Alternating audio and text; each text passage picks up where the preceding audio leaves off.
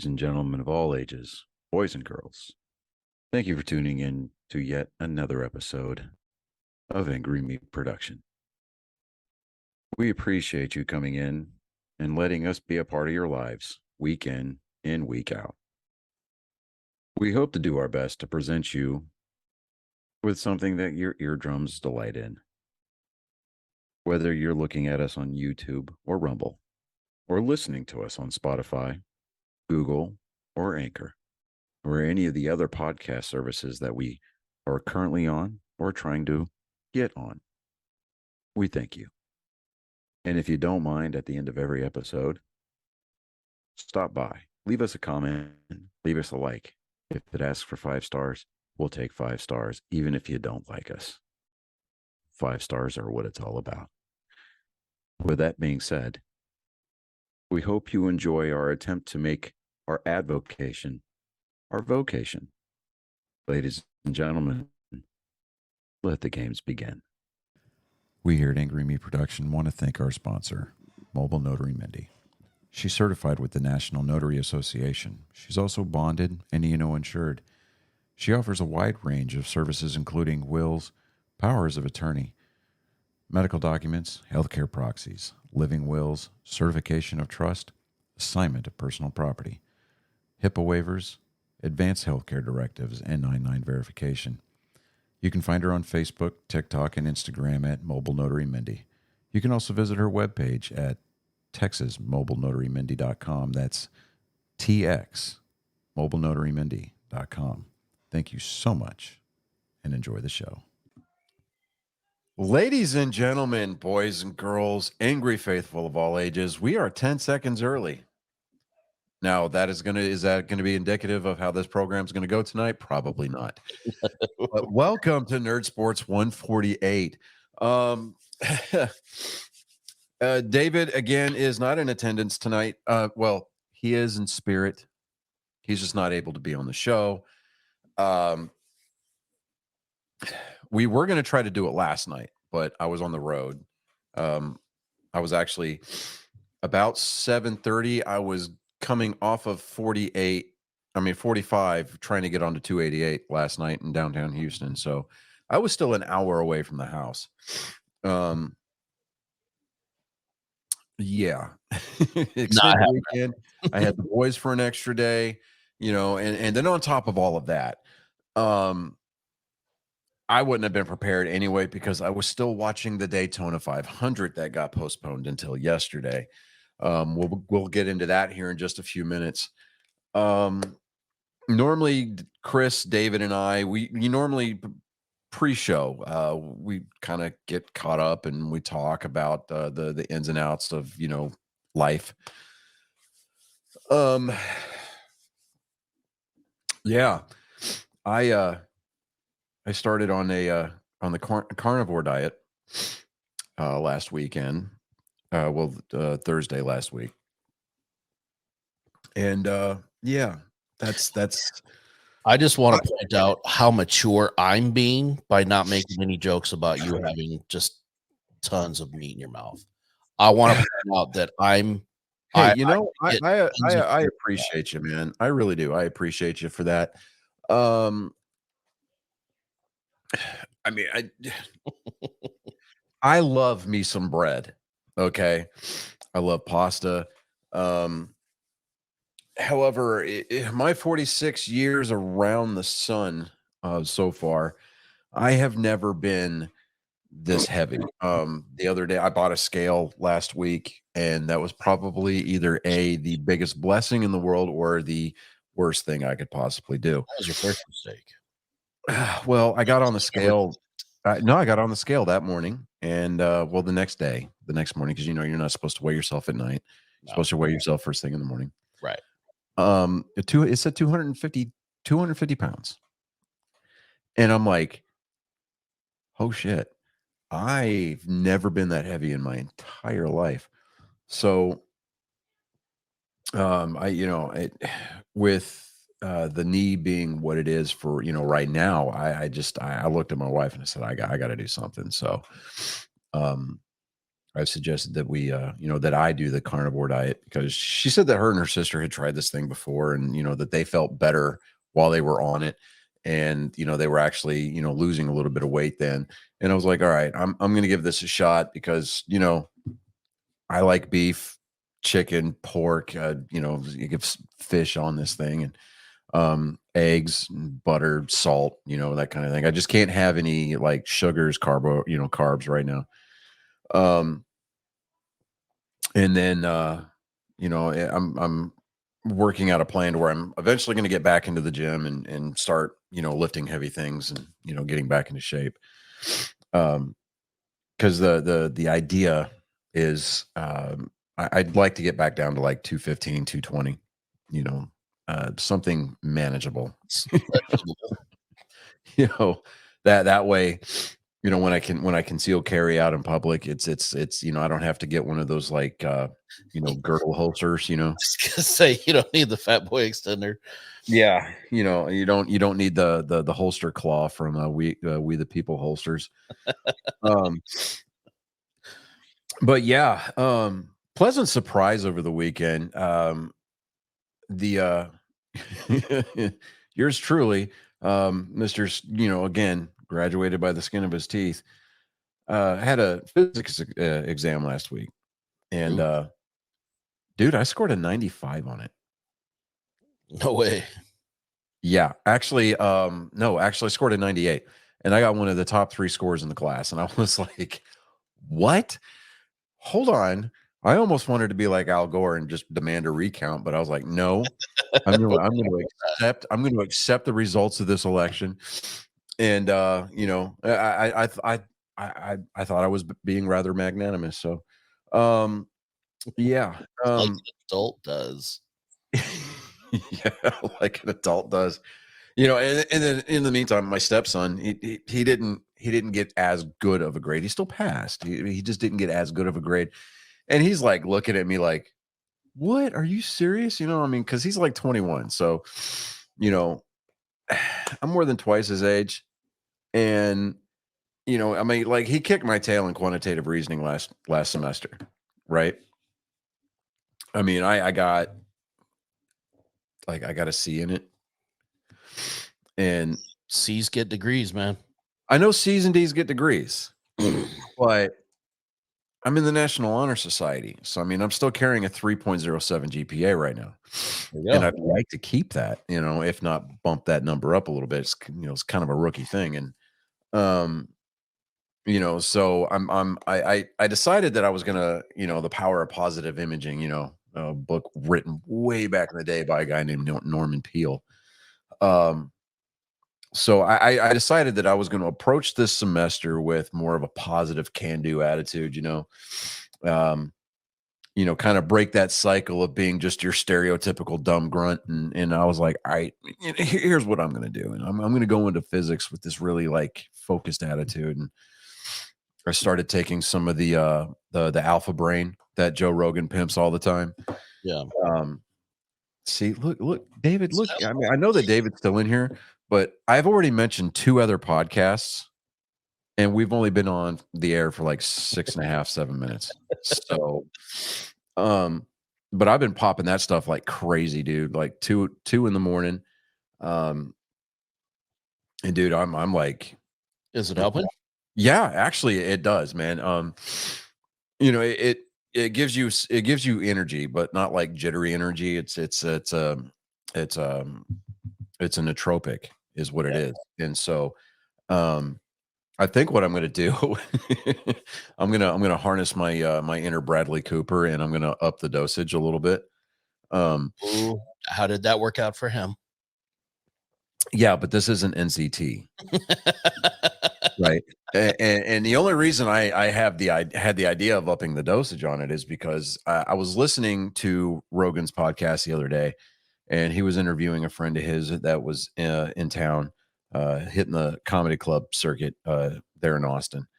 And apparently the company that makes Alpha Brain came out with a new line. It's called Alpha Brain Black Label, and it's supposed to be like more potent. Yeah. And Joe Rogan, he's sitting there talking about it, and he's like, yeah, like what I'm going to have a scientist or a physicist or astronomer on, somebody like that. This is stupid smart. I don't want to sit there and look like a drooling Neanderthal, so I take 6 of those bad boys and I pop them before the show. Damn. And I'm like, okay,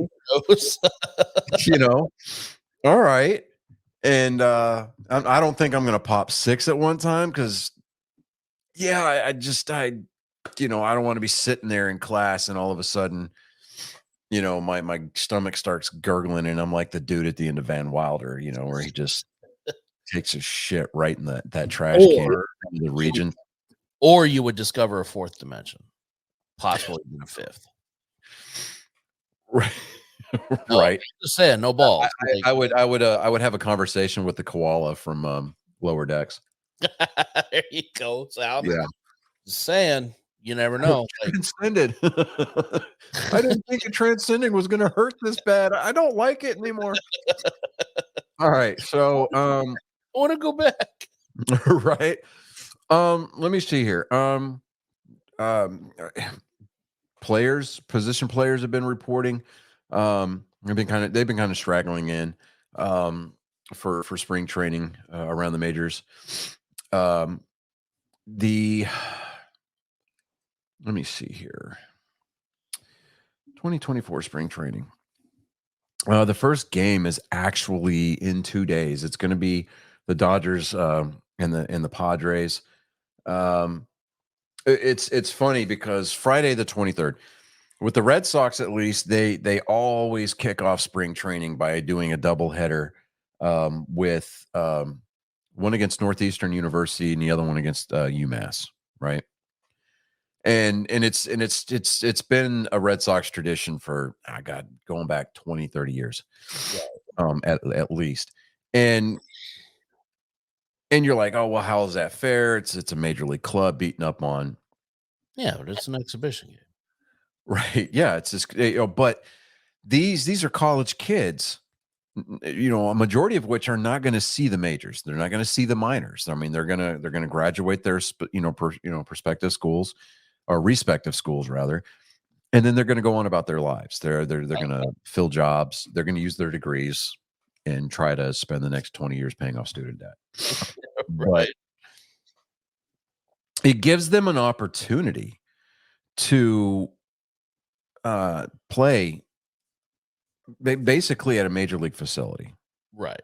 and they're gonna get to see major league pitching. Yeah. It's like the art of baseball playing. Yeah. I mean, well, no. That's not fair. I know. let me see.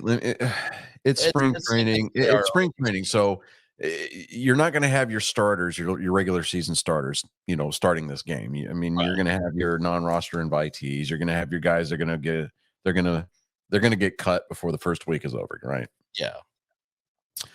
So I would equate this. I would equate this game to JROTC. Okay.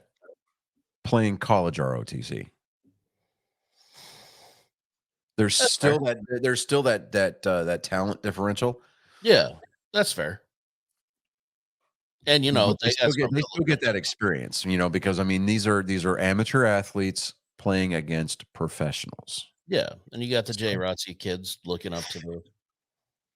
Yeah, you get that one kid who has been in JROTC all 4 years. He was the hard charger. I mean, he was the guy who actually used the word "hua" in high school. Unironically. Yeah, unironically. I mean, he wasn't being a hipster about it because, I mean, unlike Robert Downey Jr., he went full hua, right? He really yeah, he really did. He went full retard, and it was glorious. Just so to speak. One word you could use, sure. Yeah. Well, the Kelsey brothers like to use a word on their New Heights podcast. It's electric. Electrifying. It's electric. Yeah, it's. I mean, the atmosphere was electric. Yeah, you know, when you jumped out of the luxury suite in Buffalo with no shirt on and it's like 20 below, it was an electric atmosphere, dude. That's what it Yeah. was. It really shocks the nipples, that's for sure. Yeah, you know. So, It's like But- rolling around in snow and then jumping in the hot tub. yes, Just all over tingle. Yeah. Yes, it would be like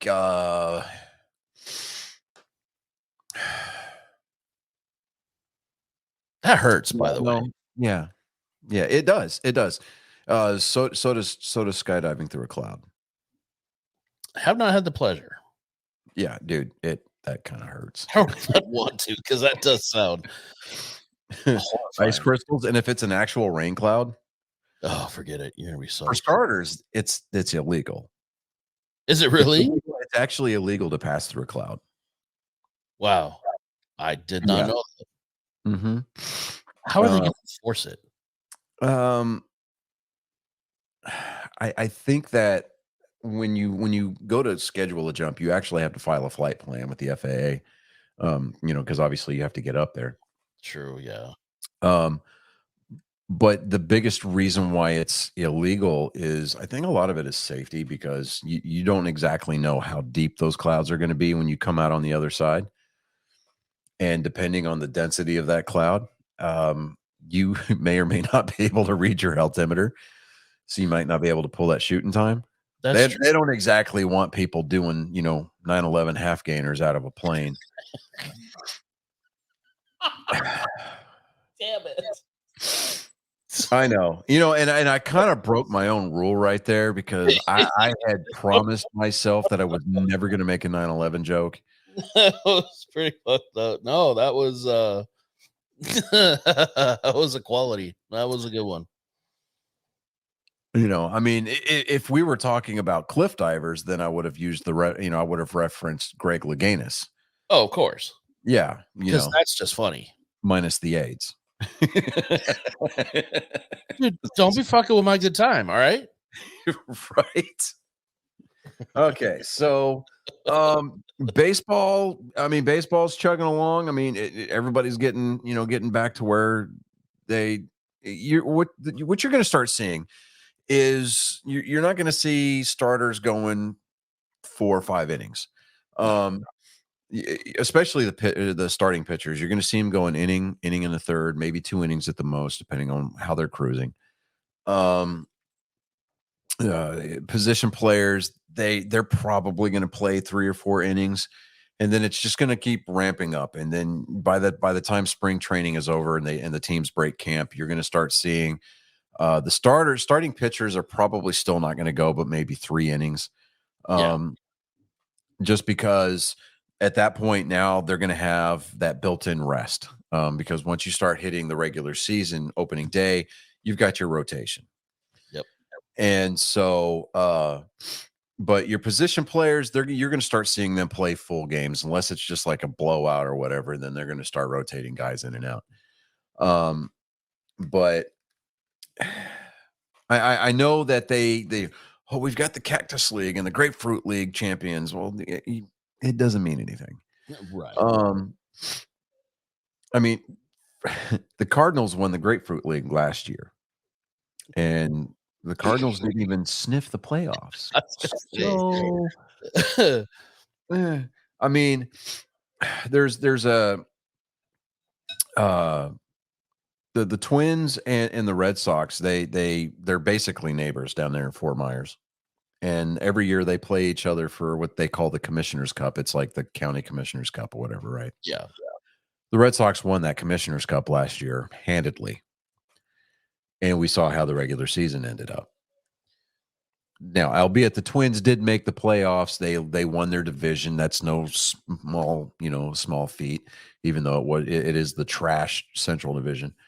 But the Red Sox, not even they didn't even have a winning season last year. So spring training is what it is. I mean, it's a welcome return to the familiar sights, sounds, and the smells that make up the game that we love. So Like the song says, put me in, coach. Yeah, put me in, coach. You know, Ready to play. but you know, to quote the late great, is it Rob? No, Roy Schneider from the movie 2010. Nothing beats a hot dog at Wrigley Field that's been steaming since opening day. Mm-hmm. So there you go. Moving on. I didn't want to go into a whole lot of football news just because, you know, the Super Bowl was was on the 11th. And you know, you're going to have your, you know, your Walter Payton Man of the Year, your offensive and defensive rookie of the years, your MVPs and stuff like that. That stuff's kind of been beaten into the ground. You know, we would just be kind of coming in on the back end. But when the Kansas City Chiefs held their Super Bowl parade for their fans, um, I don't want to get too political about it, but it just kind of seems convenient that anytime you have, especially in an election year, anytime that you have a large gathering of people, uh, whether it's a concert or a parade of some kind or just some random school, we just seem to see an uptick in mass shootings. Um, and I don't necessarily think that this would be considered a mass shooting. One person died. Now, don't rake me over the coals with that, people, Yeah, because that one just person is too many. minimizes Yeah, that one person is too many. Yeah. But two men have been charged with murder in last week's shooting. One person was killed, 22 others were injured. Um, And they were tragic um, teenagers. yeah, and I don't even really want to say their names, but Mm. just for pure reporting purposes, their names, Dominic Miller and Lindell Mays, are charged with second-degree murder and other counts. They've been hospitalized since the shooting. Now, Jackson County prosecutor Gene Peters Baker said during a news conference, officials declined to answer whether the men were being treated for gunshot wounds or other injuries. I'm willing to bet other injuries because they were getting tackled by fans Yeah. and Multiple. probably They having were, the dog shit kicked out of them. yeah. Um, They were manhandled. yeah, they were they learned that day. Yes. So let's just kind of put it out there. Um, Court Yeah. records laid out a basic view of how the shootings unfolded. Now, the men did not know each other before the shooting. According to prosecutors, they were among several people arguing when Mays pulled his handgun first almost immediately. And several others did the same. So, you know, to me, it's gang related. And when it happened, that's the first thing that I said. This has got to be gang related. You Yeah. know, this is why we can't fucking have nice things. Mm-hmm. But police say it was Miller's gun that fired the shot that killed a woman. I guess they matched the forensics on it and everything. Online court records did not list attorneys who would comment on the men's behalf. Now, the Missouri State Public Defender's Office said applications for public defenders for the men had not yet been received by the Kansas City office. Now, the new charges come after two juveniles were detained last week on gun-related and resisting arrest charges. Now, authorities said that more charges are possible. Quote, I do want you to understand, we seek to hold every shooter accountable for their actions on that day, every single one, end quote. And that was by Peters Baker.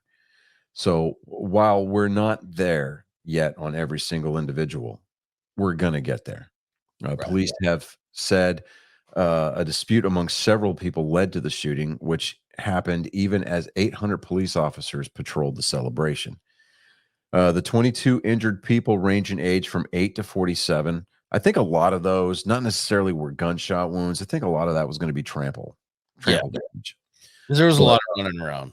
Oh, there was. I mean, and that's the thing. When you get large crowds, I mean, you go into a theater, you yell fire, somebody's going to get hurt. Exactly. Because, you know, those seats are, you know, when you're in a confined area and, you know, you're packed in there like sardines, things can go sideways really fast. Yep.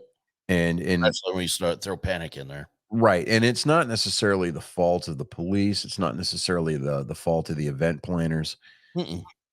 It's the fight or flight, Yeah. and you know, and it takes a special degree of fucked up person to fight against that and go fight.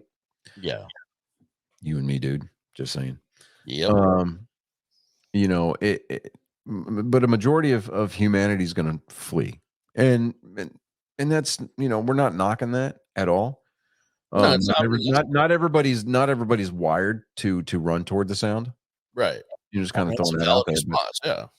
Yeah, I mean, there's even some police officers out there. We're looking at you, Uvalde, who tend to run away from that stuff, and that's their job. Mr. Acorn. Yeah, I almost forgot about that. I have not forgotten. I will never forget that. The Oh memes my that come God. out of that have been fantastic. Did I understand that right? He pulled his pistol and shot the suspect in the back of the car. Oh, brother. He didn't just pull his pistol. So and I realize this is off topic of what we were doing, but he was walking towards the suspect, and the lady that had made the complainant, had said that it's possible he's armed. He could have a silenced weapon or a suppressed weapon. So, because they saw like a tube or something sticking in his belt, so they thought he was armed. So Right. he's walking towards the front, from the front of his vehicle. As he passed the hood, the Acorn hits the hood, and he said that he felt, I know, 100%, it's so stupid. He said he felt an impact on his chest and that his legs gave out. So he barrel rolled. That like, was your nuts. He fucking combat back up into your body, kid. combat rolled twice, and then mag dumped into the back of the cruiser because he thought the suspect started firing at him. Right? His sergeant partner was at the door with the other woman. She turned around and unloaded. She didn't unload. She didn't mag dump, but she did fire rounds towards the vehicle. He's screaming the whole time, I'm hit. Shots fired, I'm hit. And he runs around the corner. You see, he gets swarmed, and all these guys are like, he's like, I don't know, I got hit. I'm hit. They're like, where are you hit? He goes, I don't know. I'm hit. They're like, okay, but where? Because they're like starting to check him over. Nothing. Dude, you imagine? The worst part, he mag dumped. The sergeant fired into the truck. Suspect was unhit. Not a scratch. Wow. And he was, how far can you barrel roll? Combat roll forward? How far does that take you? Maybe 3 meters, 4 meters at best. He was maybe 20 feet from the vehicle. Mag dumped. And don't misunderstand. I'm glad they missed because, yeah, the suspect's a piece of shit, but he didn't deserve to be fucking gunned down. You imagine being in the back of that car, Yeah. and the entire the every window and door panels turning into Swiss cheese. Look up Angry Cops had a video, and I think Donut had a breakdown of it. It's all he had to have like thought he was in a scene from Pulp Fiction. He was like, I don't know, man, that was a fucking miracle shit right there. It was funny because you hear like, okay, you and I both know we've been around weapons. Yeah. What does a suppressed weapon sound like? Fired cold. You hear the bolt, you hear the action. It's still fairly loud. Like not your ears loud, but how now to contrast, how loud is an acorn hitting a vehicle? They sound literally nothing alike. Nothing alike. I mean, when an acorn hitting the hood sounds like a hailstorm. It gets worse. It's just like a piece of hail. It gets worse. This dude was an officer, and B, it's unclear whether he was special forces or if he was just attached to a special forces unit. Oh no! In Afghanistan. He was just attached. in Just Afghanistan. He's been over there 2 years. And he couldn't tell the difference between an acorn and a round poppin'? Come on. He's already quit. He's already resigned too. He already resigned. All right, I was gonna say because like I'm getting the whole other guys feel where like they handed him a wooden gun. Death pop. They would have.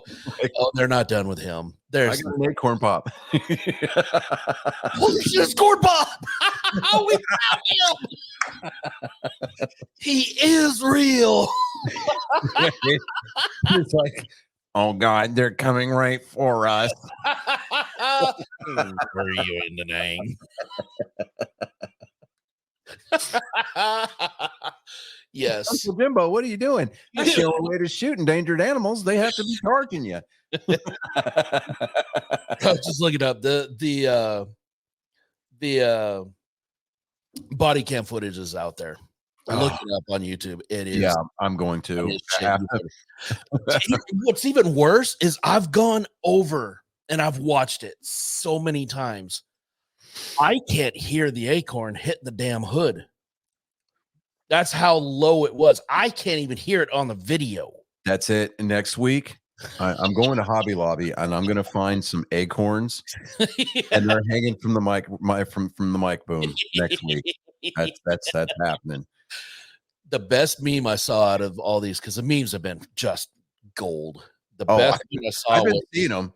I've been seeing Gribble. seen one where like the acorn hit the ground, and you got the dude behind the minigun.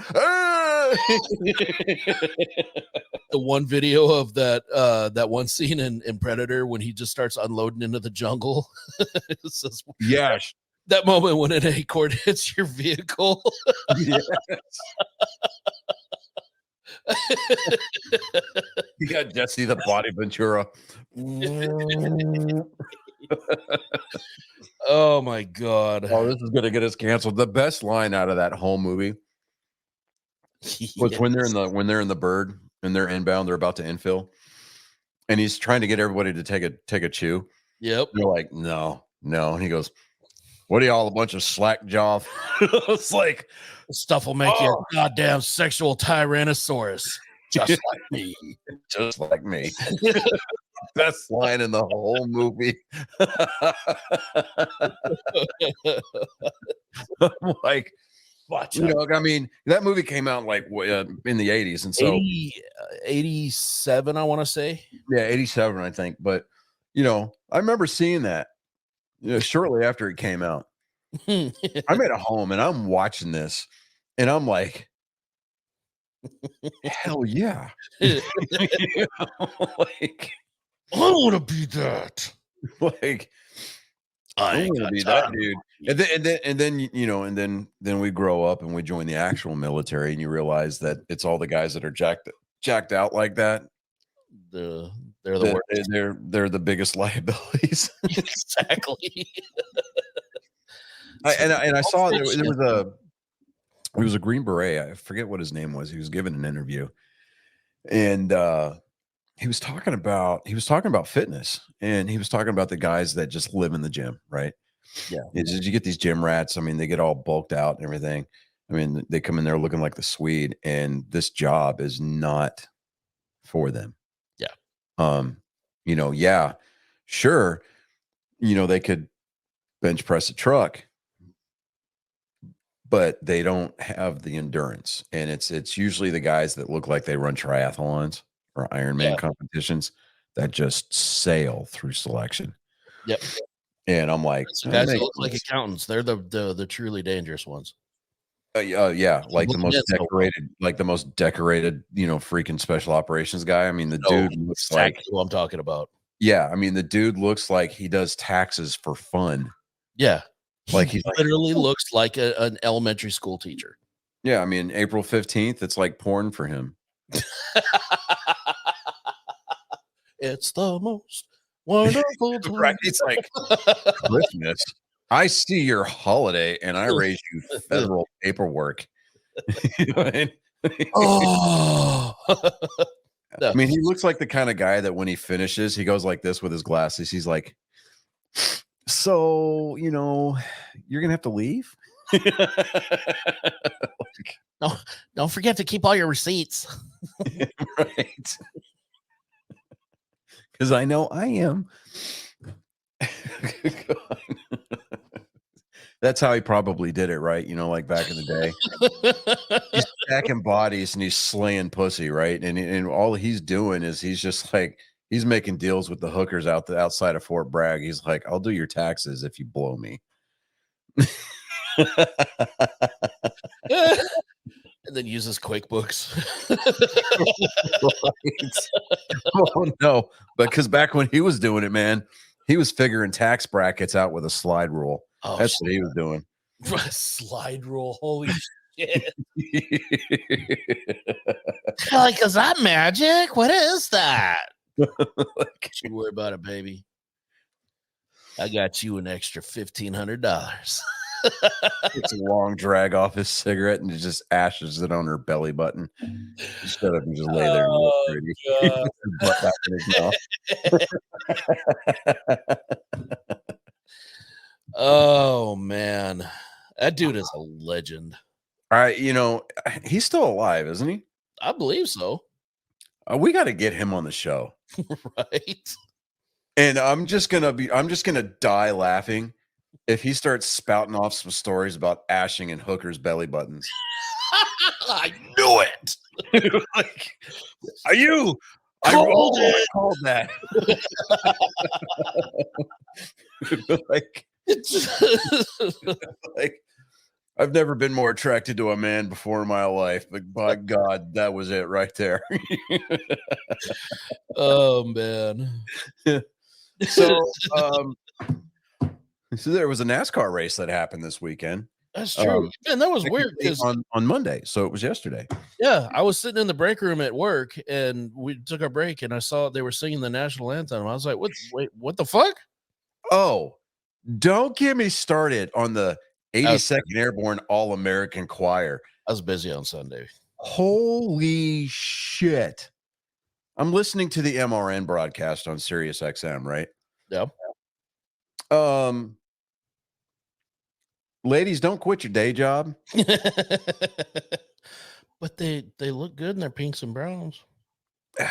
Bro, why do you think that a majority of hip hop and pop artists use auto-tune? Because they're eye candy, that's all. Because they need it. They need it, exactly. I'm not exactly, what's the word I'm looking for? Musically inclined. Mm-hmm. In fact, I could probably, my musical talent can fit in this tin right here. Just kind of putting that out there. But yeah, I'm sitting here listening to this and I kind of want to turn it down, but I can't be disrespectful to the national anthem. We stopped in Willis for just a couple of minutes on the way out of town. And Willis, for those of you who don't know geographically, that is north of Houston, north of Houston. I'm listening to the music, I'm listening to the song being sang, and I've located a flag, and I'm looking at the flag, sitting in the car, hat over my hat, over my heart, and I'm like, but you could tell the one girl was absolutely in love with her voice. She was singing louder than everybody. Yes. People who were harmonizing with her couldn't keep up. And then she was singing, I want to say alto, kind of. Yeah. And you had one girl that was just maybe a couple octaves below her and they were off. Like they weren't singing the same word at the same, she would start, oh, and she would be like, the next girl would be like, oh, it was almost like they were echoing each other. And dude, it just killed it for me. And I'm just sitting there going, this is why people want to come here and kill us. Dude, we heard your song. You died. Right? I'm sitting there going, Way to go, 82nd Airborne. That's why they don't fucking make movies about you. I'm like, good God. It's job security. No, man. I mean, the only time the 82nd's really been in the movies is when they portrayed the dude hanging off the bell tower in The Longest Day, right? Right. And when dudes were scattered to the winds during Saving Private Ryan. Yeah, and they were just background walking. Yeah, they were back. They were extras, Mm-hmm. right? So, who's leading the charge? The 101st. Absolutely. You want it done? Call the 101. Fuck yeah. All right. I'll pimp that shit all day long. Screaming Eagles, baby. For life. Do what? I just want to point out too that Fourth ID was right there on the beach with them. So, well, a majority of the 101st. Every time you see somebody, like if it's not an 101st patch, it's a Fourth ID patch. That's fair. And then you get the guys like, I was in the Big Red One. Okay. Yeah, good for you. In all fairness, I'm not taking anything away from the Big Red One. I'm not. I mean, you have to be special to get your own Call of Duty game, right? That is true. Yeah. Exactly. Anyway. Man, we're ripping through this. The only thing really that we've got left is Colin's segment and to actually go over the NASCAR stuff. So yeah, let me find out if Colin's ready. And imagine that. Look how fast our Sparks talk goes when there's no sports. Right. It's like that works. Almost like, do we take a break for a couple of weeks? But then no, because now baseball's starting and then we got NASCAR's in full swing now. And I'm just like, yeah, Maria would miss us too much. Right. I mean, I am pretty sure that she could find other avenues of it's not the same. Aging males yelling at each other. Old folks' homes. Right. Bingo halls. If you go to the old folks' home, yeah, you get your well, you son of a bitch. You know what I mean? But the one thing that you don't have to contend with here that you have to do, have to contend with at the old folks' home is you don't have to carry prophylactics with you because we're STD free here. That's true. So unlike the retirement homes. Unlike the retirement homes, because Granny likes to fuck. I'm just kind of putting that out there. Cesspools that they are. Right. I mean, there's a reason why the orderlies do bed checks. Yeah, you fucking nasty. And y'all know exactly why. She goes, I can find something, but it's not the same. Geriatric orgies going on in there. Oh, dude.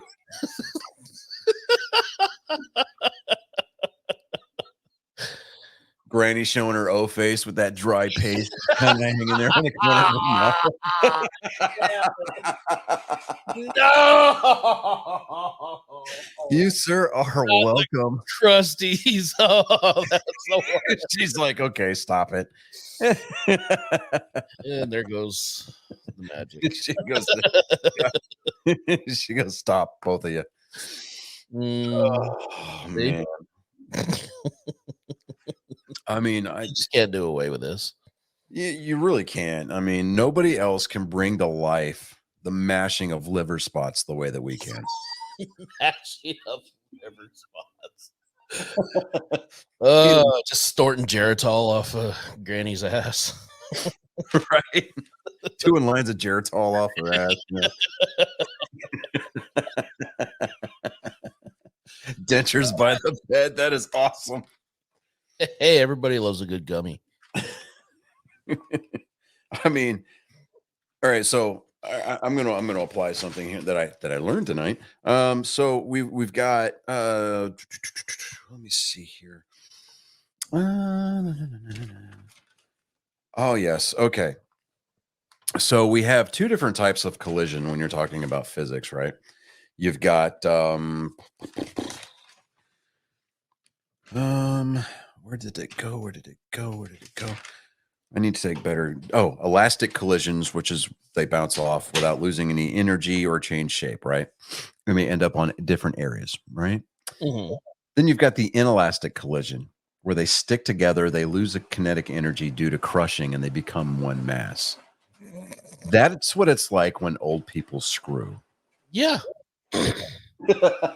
it's definitely sticky. That is for sure. Yes. I mean, I wish that I had the sound bite for the whole more you know, but we're just gonna have to settle for the over the line. Yeah, David could just edit it in later. right. You'll see that that split, where he'll find where somebody takes a breath in between syllables, and you'll see the video clip. Oh man.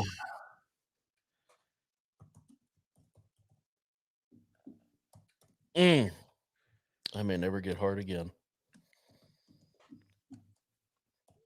Just Krusty is just stuck in my head now. I mean, You. it's better than the dry pasty foam at the corner of her mouth. I don't know which one's worse. The crusty or the semi gelatinous. Right. I'm still waiting for Colin to check his phone. I'm willing to bet that we're gonna have to like fill time because he's either in the shower. So I texted his brother. I'm like, hey, have your brother check his phone. Okay, so I'm going to talk about NASCAR for a minute. What? All right, so the Xfinity race was supposed to be, is it foam though? Foam-ish. I would think that it would be maybe like electrolyte enriched spittle. Electrolyte enriched. It's what plants crave. Yeah, I mean, bromade, right? That's what it was in the movie? No, what was it? Brondo. Brondo. Yeah, there you go. So my kid discovered himself, flooded the toilet with too many tissues. I died laughing. Oh, tell him that's what the shower's for.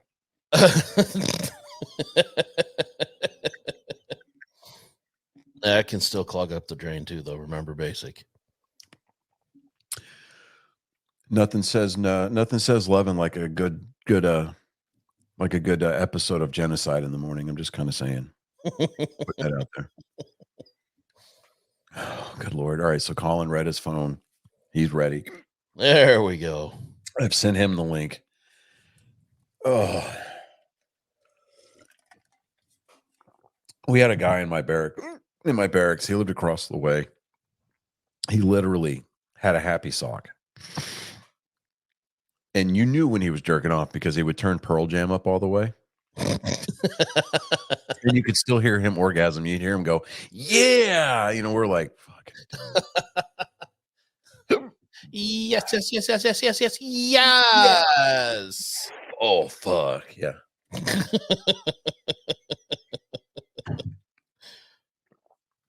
Oh, my gosh. Okay. We were making amazing time. And then he has to come along and just fuck up the rotation. Like, just oh, damn. I got the hiccups now. This is bullshit. Everything was going great. Oh man. My wife is on the other side of the screen. She's working diligently. And our dogs decided to invite themselves into the studio. I'm just like, all right, whatever. Okay. Come on, Colin. I know that you read the link. I know that you saw the link. Come on. Let's go.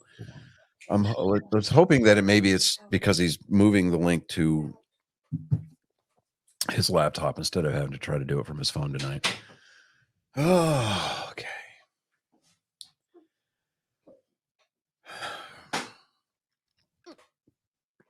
It's amazing how fast this show goes off the rails. It really is. It really is. I mean, we talk about America's school teacher being the biggest body stacker and how he likes to ash his cigarettes and hookers' belly buttons during tax time, and now we're talking about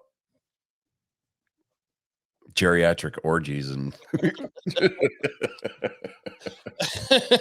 don't know how we got there, but I'm not going to question it too hard either. I just saw your text. That's hilarious. Oh, that one hurt, dude. Oh. Oh my God. Oh boy.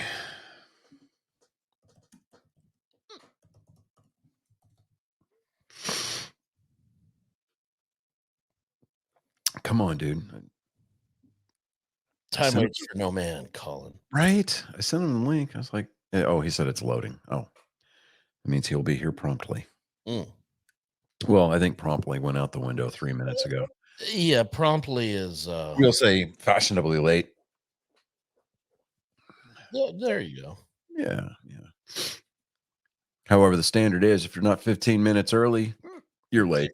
They're 10 minutes late. You're 10 minutes late. Exactly. Dead air. There's no dead air. We've had a steady. Our air is Steady. rich with life. I mean, it's a cesspool. it's a primordial soup. That's what it is. Teeming with bacteria, just like the crusty shit that's right there in the corner of Grandma's mouth. Oh, wait. Has she heard all of this? She's serious. I'm so sorry. I'm so sorry.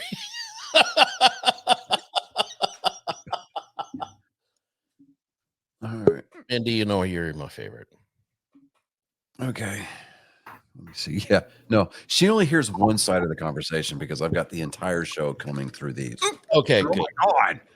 I can still try to maintain the illusion that I'm not a degenerate.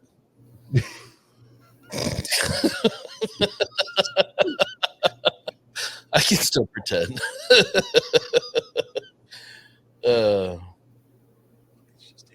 It's taking forever to load. Go to downdetector.com and see.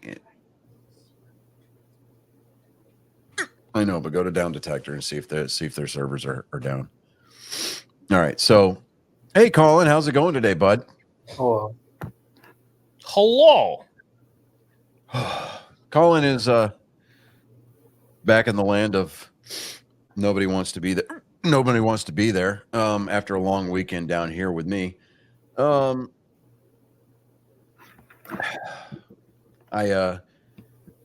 was listening to the God, I can't talk. The Daytona 500 for most of the trip yesterday. So, but NASCAR is cool and all to me, but I don't know if I could sit through the entire thing. Well, like if I'm in person, I could sit through it all, but if I'm at home watching it on TV, I'm like. Now, to be fair, it actually does go really fast in person. Yeah, I mean, to be fair, at home, I generally only like to watch maybe 3 races a year. That's the Daytona 500, the Coke 600, and the championship race in Phoenix. So that's about it. Oh my God. Are you okay there?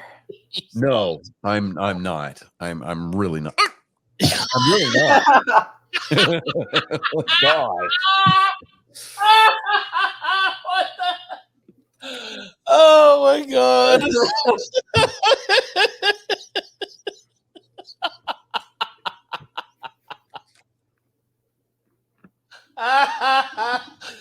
Okay. Oh my God. Let's try this now. I'm sorry. Colin, are you ready? Yeah. Just say, yeah, come save your dad. Rising from the smoke and haze of desolation comes a Ronin, bent on wrongdoing that which has been set right. Here for your ears and eyes to feast upon. It is my genetic code. Ladies, angry faithful of all ages, it is time for joke time with Colin. I don't know if any of these jokes are gonna beat what just happened, but you know. I'm glad that I'm here for your entertainment, son. So yeah, just go ahead and regale us with your The warm up act job. was phenomenal. I Yeah. just want to put that out Why was the snowman smiling? He saw the snowblower down the street. there. Okay. Nice. Okay. Now, there's another one where it's like I had to run it by you first. So Just throw it out there. no, It can't be You any have worse. it be canceled by no, Dude, you're we were talking about old people having sex earlier. It could not be any worse than that. Just go for it. No, really. It was rather graphic. Yeah, and what I'm fixing to send him is rather. All right, graphic as just well. you pitter patter. All right, so Where is it? Where is it? Right there. Pitter patter. Chop chop, joke boy.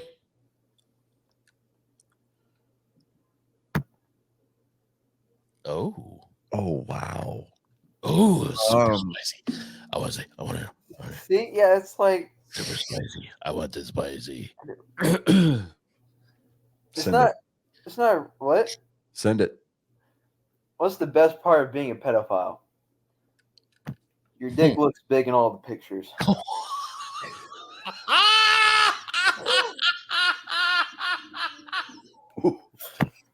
Oh, super spicy.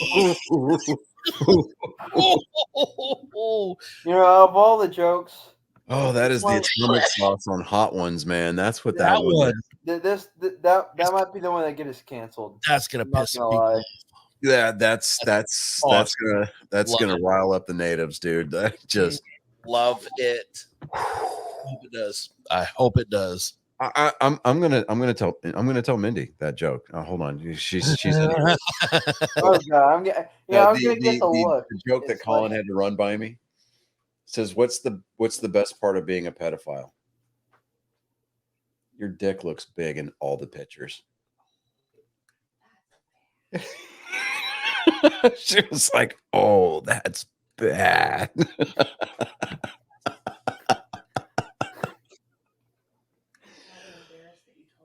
Oh man, he is. He's actually blushing. I can see it through the camera. It's kind of Oh no, it's dude.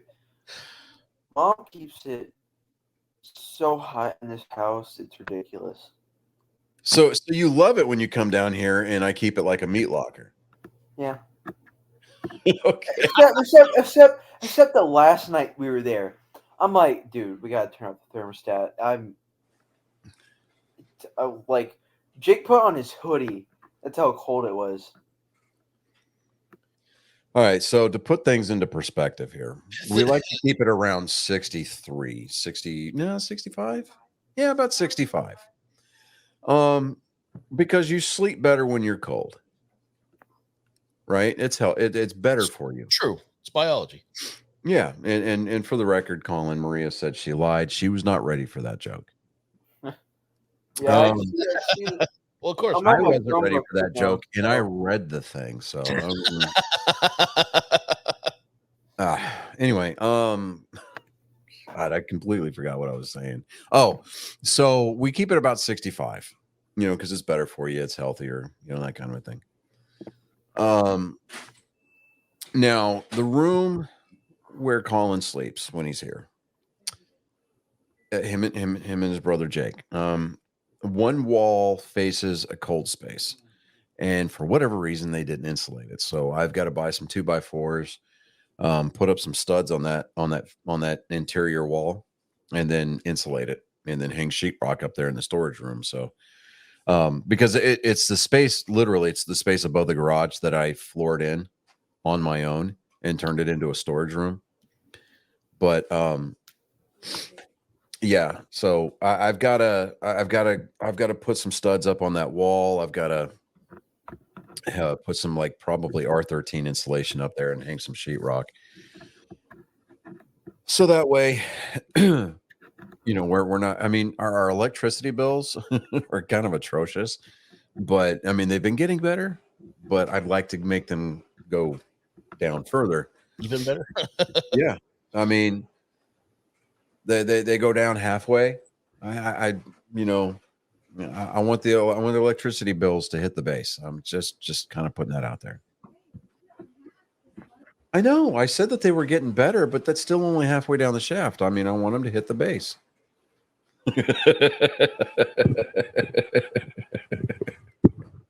The term balls deep mean anything to you? Right. I want to hear that. Oh.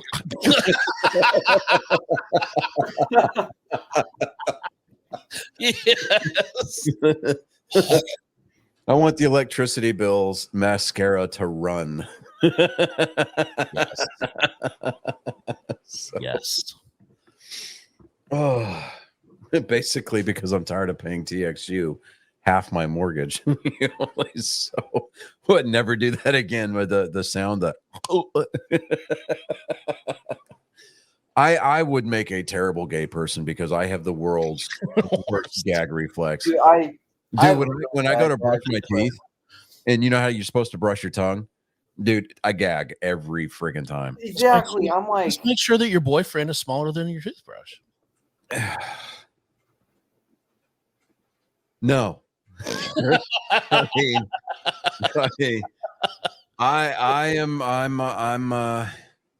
I'm definitely a taco guy. I'm just kind of putting that out there. Just definitely putting that out there. Definitely a taco person. I mean, most people tilt their heads to the side to eat tacos. Nope. Mm-mm. Nope. I'm in a sniper hide in the prone position, head straight up and down. It's kind of a it's a self-holding kind of. Yeah, I mean, and there's one thing I can definitely I can say without being too incredibly graphic, my ears never get cold. Yeah. Yeah. Thighs are great at Yes. holding temperature, Yes. you know, the warmth. And Colin, when you become of age, you will learn this. Mhm. You Thighs. crinkle up your nose now, and you're like, oh, that's nasty. Nah. But no, Thick thighs No. save lives. you, sir, you have skeleton blood running through your veins. It will become one of your favorite pastimes. I'm just kind of putting that out there, bud. Oh yeah. Mm-hmm. So there was some NASCAR racing that happened this weekend. Oh yeah. Hey, you know. Oh, we're gonna play your outro. You want to stick around, or do you want to bounce? I'll stick around for a little bit. Okay. Gone without regard for your moral well-being. You have been witness to yet another traumatic episode of my genetic code assaulting your soul without consent. Ladies and gentlemen, angry faithful of all ages, this has been Joke Time with Colin.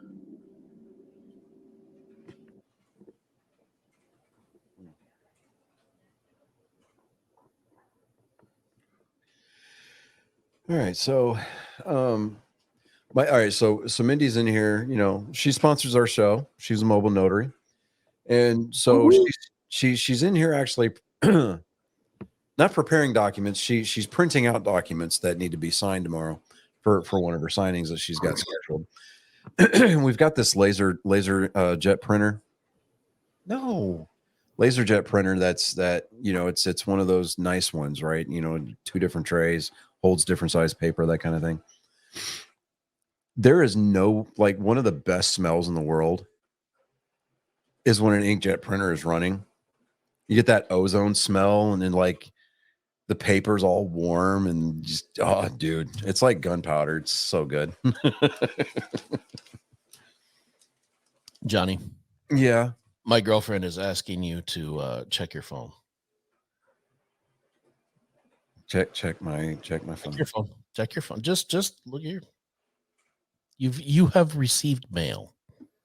You've received a message, and she really wants you to see it while on the air. Check.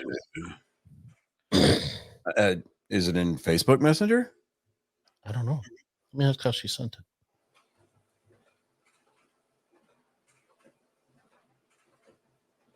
You know what? She might have sent it to David. Probably.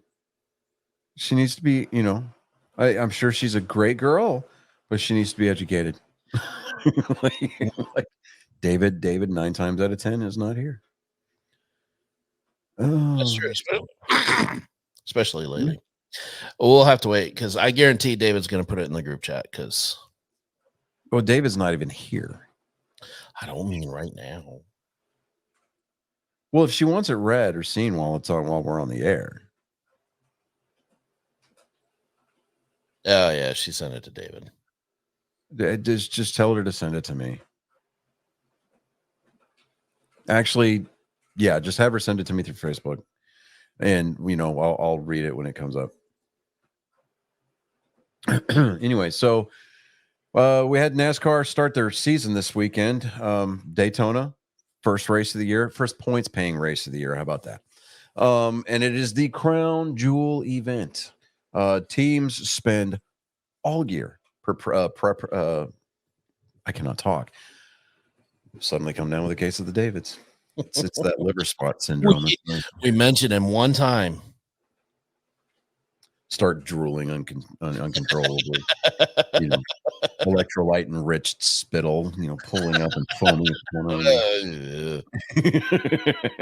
Water? What's that you say? Here. Okay. So it's Florida. It's February.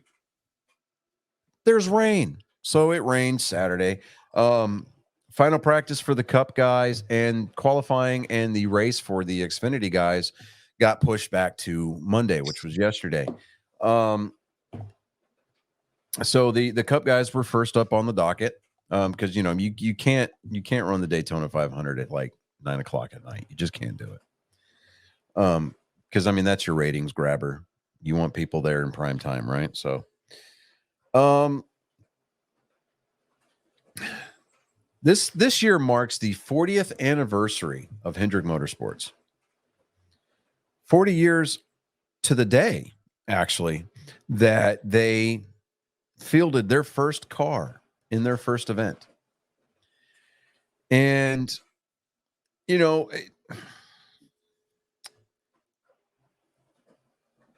So all the Hendrick guys, they've got the 40-year logo on their driver suits. They all rolled out special paint schemes for this race. And the number 24 car, driven by William Byron of Hendrick Motorsports, wheeled that car to victory lane. There was we had to wait 5 laps for the first wreck. It took out, I don't know, like 3 or 4 cars. And then after that, it was pretty uneventful, with the exception of the stage breaks, which, they're going to throw the caution for that. With about 10 to 15 laps to go, we finally get the big one. And by say the big one, when you're talking about super speedway races, when they're inches off of each other's doors going about 200 miles an hour, if you could reach out your window and push on the car next to you, you could make it move. That's how much the wind affects. And the further back in the field you are, the more busy you are on the steering wheel because the wind's just buffing your car around, right? Now, these cars are streamlined, aerodynamically tuned, and they are designed to drive up front and in the pack and at those speeds. That's what they're built for. That is the one purpose that particular car for that particular track is built for. But with about 10 10 to 15 laps to go, there was like an 18 car wreck. It brought a red flag. Oh no, it was with 8 laps to go. It brought out the red flag. I mean, they everybody parked their cars. They could not move.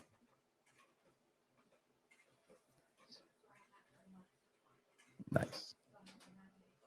But we had I mean, I'm listening to it on the radio, and then I had to go back and look at the video clip later. Dude, it was the world's most expensive junkyard. I mean, these cars are probably $200,000 to $250,000 a piece. Easy.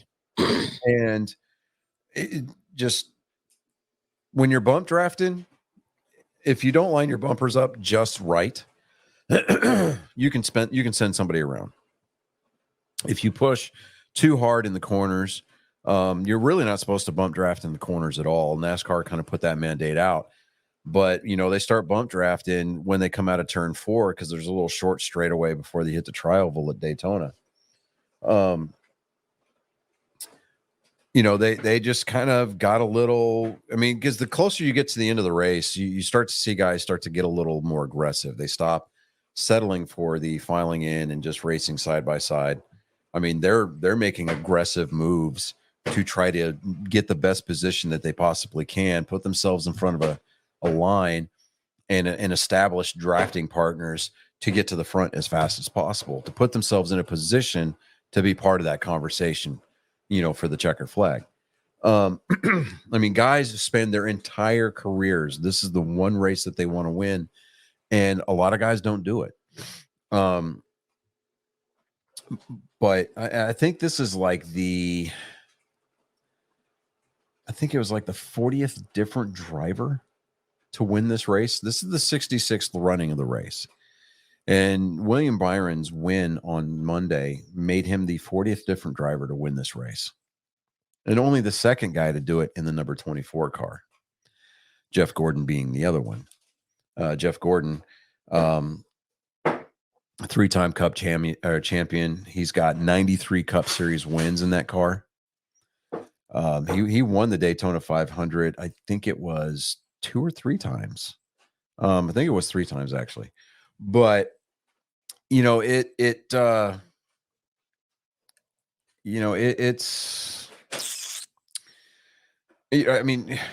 William Byron driving Gordon's old car, Gordon was saying he's the vice chairman of Hendrick Motorsports now, since he's retired from driving duties. But he said, I try not to be biased, but William is making it really hard on me, because it's like this kid's out there. He didn't grow up racing like everybody else did. He grew up as a sim driver and he excelled in like online racing. And he caught the attention of the right people, and he got himself a job as a simulator driver at Hendrick Motorsports. And when Jeff Gordon was talking about retiring, they started putting William Byron through his paces, sent him down to Dale Jr.'s Xfinity team, and try to get him some windshield time and get him ready for the Cup Series. And when Jeff Gordon retired, they promoted William Byron and put him in the 24. William Byron now has 11 Cup Series wins. And let me see here how old he's 20. He's like 20 something years old. He's 20. I think he's actually 24. That's crazy when you really think about it. There's only what you said, 40th winner? Yeah. 40 40th different winner. Yeah. Because you've got, the other 39 guys have won it multiple times. True. And then you've got your smattering. Look at how long that race has been run, though. Yeah. 40 people. Like that's. Yeah. But you think about how many times like Richard Petty won multiple times. Dale Earnhardt Jr. won it twice. Denny Hamlin's a 3-time winner. I think Jimmy Johnson's won it 4 times. Jeff Gordon has won it 3 times. And then you got your single winners. You got like Dale Waltrip. I think Dale Waltrip's only won it once. Dale Earnhardt Sr.'s won it one time back in 1998. It took him 20 years to win that race. But, William Byron forever now, because his car did pass post-race inspection, so NASCAR made the official ruling. And now they come into the white flag. They started wrecking behind them, right? There was a wreck that started to occur behind the leaders. Now, in order for the race to avoid going into overtime, the leader has to take the white flag. So the last lap has to have officially begun in order for the race to be considered official. So what happened is that once the caution comes out, you got those series of lights that go all the way around the track. Once they start flashing yellow, they get a timestamp, and then that's immediately compared with video footage and scoring loop information from transponders on the car. So that way NASCAR knows who is positioned where, in case they need to go to a restart kind of a thing. They did conclude that William Byron had taken the white flag at the time that the caution lights came on. So they did, all he had to do at that point was finish the caution lap, at pit road speed, which was, I think 55 miles an hour, creeping around that last 2.5 miles at 55 miles an hour, knowing that all you got to do is take the checker flag to officially claim your win, right? It is the biggest race of his life, the biggest race of his career, and he can take this one off the bucket list. Not only did he win himself a Daytona 500, he permanently has his name engraved on the Harley J. Earl trophy. Quite possibly the most beautiful trophy in all of motorsports. Oh, by far. Yeah. But on top of all of that, he now can use the rest of the season as kind of like an experimenting, phase, because he has he's already last year kind of threw a monkey wrench in the way that the format works, but William Byron's already in the playoffs. He's qualified for the playoffs by notching a win. He could probably do himself and his team a big favor by racking up maybe one or two more wins. Definitely staying out of points trouble. He will. I don't doubt that he will. Oh yeah, strong because start. if you remember when we were at Texas in September, he won that race. Coincidentally, that was his last win before winning the 500 yesterday. So I'm looking forward to good things from all of Hendrick Motorsports this year. I'm also looking forward, as much as I hate to say it, Joe Gibbs Racing is going to put up a good showing this year. Stewart-Haas Racing is hold on a second. Yep. Did you hear that? Okay. Let me see here. I heard something.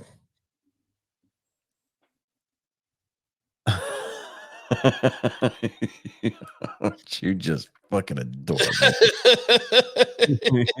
She goes.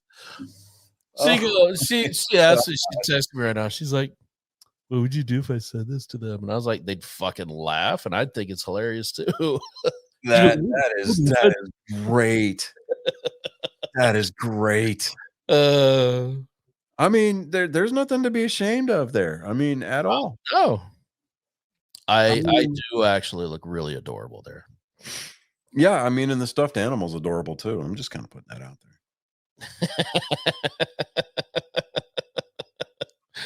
That's amazing. But Stewart-Haas Racing with Noah Gragson driving the number 10 car, the Black Rifle Coffee number 10 car, driving the Ford Mustang Dark Horse edition Mustang this year. Yeah, he's going to be kind of racy, dude. I know. I'm not saying nothing. But Noah Gragson, I still like the kid. I wish him well. Yeah. But he's got Ranger Boats on as a sponsor also this year. Oh, nice. Yes, I mean they're Stewart Haas Racing is going to get a lot of looks this year. I mean, since Kevin Harvick retired at the end of the last season, there's a new driver in the number 4 car. Let me pull it up here real quick. All right, we got Josh Berry, who drove for Junior Motorsports last year. Josh Berry is kind of an anomalous phenom. I don't want to use the word phenom, but I mean, the kid, I mean, he's definitely talented. He had limited seat time, I think, over the last year and a half with JR Motorsports. And it just kind of seemed like he was either top 10 or he was in victory lane. In fact, the first race that he started in, if I'm not mistaken, with Junior Motorsports, his first Xfinity race, he won it. Nice. So, I look forward to, just good things from him. You got Ryan Preece in the number 41 car. And then, like I said, we've got Noah Gragson in the number 10 car. He actually, let me see here. Where did he finish? He finished 15th. So it wasn't a top 10. He finished 15th. I mean, he moved up 16 spots from where he started. Oh, wow. Yeah. So he led 5 laps in that car. And that's a strong outing right there. Yeah, I mean, it is. So, I mean, as long as he can keep from liking the wrong memes on Instagram, I think he'll be okay this year. That's a deadly pit for anybody to fall in. Dude, I'm telling you, man. And it is such crap. I mean, it's such crap. He also needs to make sure he needs to be very careful with any of the pull strings that he leaves laying around inside the garages. Right. Yeah. Very careful. I mean, there's right. Coincidentally, Bubba Wallace got himself a top 5. Listening to him Bubba Wallace give his post-race interviews is like listening to vintage Kyle Busch complain about everything. Last night, I mean, he got a top 5 at the Daytona 500. That was his best 500 finish. Right? Normally, he doesn't finish that race. And he was like, "Well, I've got a clean car. I mean, there's no. I mean, it's not wadded up. I mean, this is the best looking car, 500 car that I finished with." So, I mean, positives. Just there's a lot of positives here, but I mean, just execution or just something I'm not doing right. I mean, how about you just got outdrove? Hey, good job to the winner. He didn't even say congratulations to the winner. See, that's poopy. Yeah, I mean, to me, that's a Busch League move, and I'm like, come on, man, that's some amateur shit. I mean, I get that his boss is Denny Hamlin, who is priding himself on being the new villain, but come on, man. Yeah, I mean, you have a hard enough time trying to win over fans in the series. Taking lessons from Denny Hamlin is not going to help your cause. No. God, no. That won't win you any fans. And for what it's worth, I mean, I told you that with like 9 laps to go, that they had the big one, right? The big wreck that took out like 18 different cars. And Denny Hamlin, I think he was involved in that wreck. He ended up finishing 12th. So I'm okay. I'm okay with him finishing outside the top 10. If he can just do that consistently throughout the course of the year, playoffs, I'll be all right with that. As long as he doesn't start drifting backwards, then you're good. No, I mean, if he wants to drift backwards, by all means, go for it.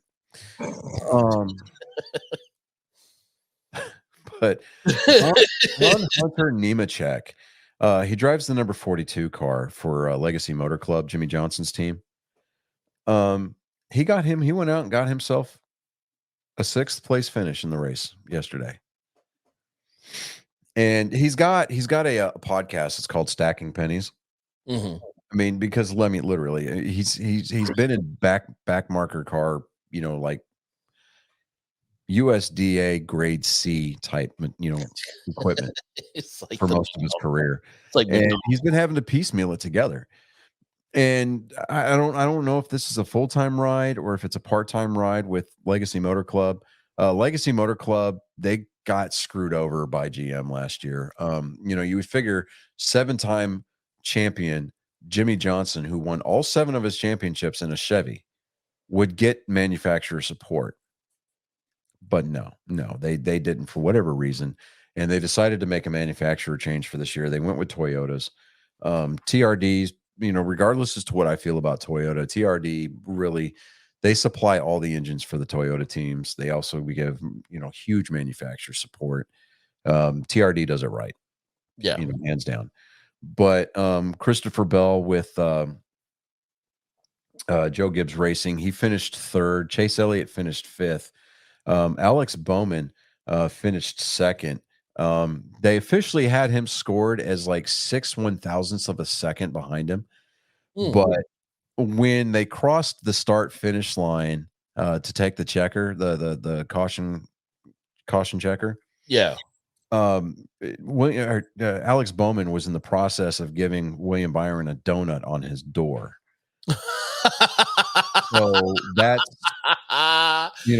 that's how they scored the end of the race, and I'm like, all right. I mean, it made for a really great 1-2 finish photo, but it's that doesn't tell the tale of the tape, so but yeah, I mean, the top 5, I mean, Hendrick Motorsports took 3 out of the top 5 positions to finish this race. Kyle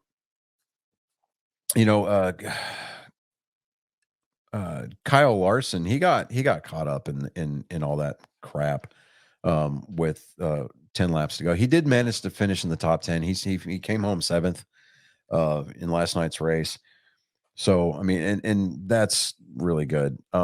Then you've got the Xfinity race from last night. They were the matinee, I guess, so to speak. Well, not matinee. They were the late show. They were like the Craig Kilborn.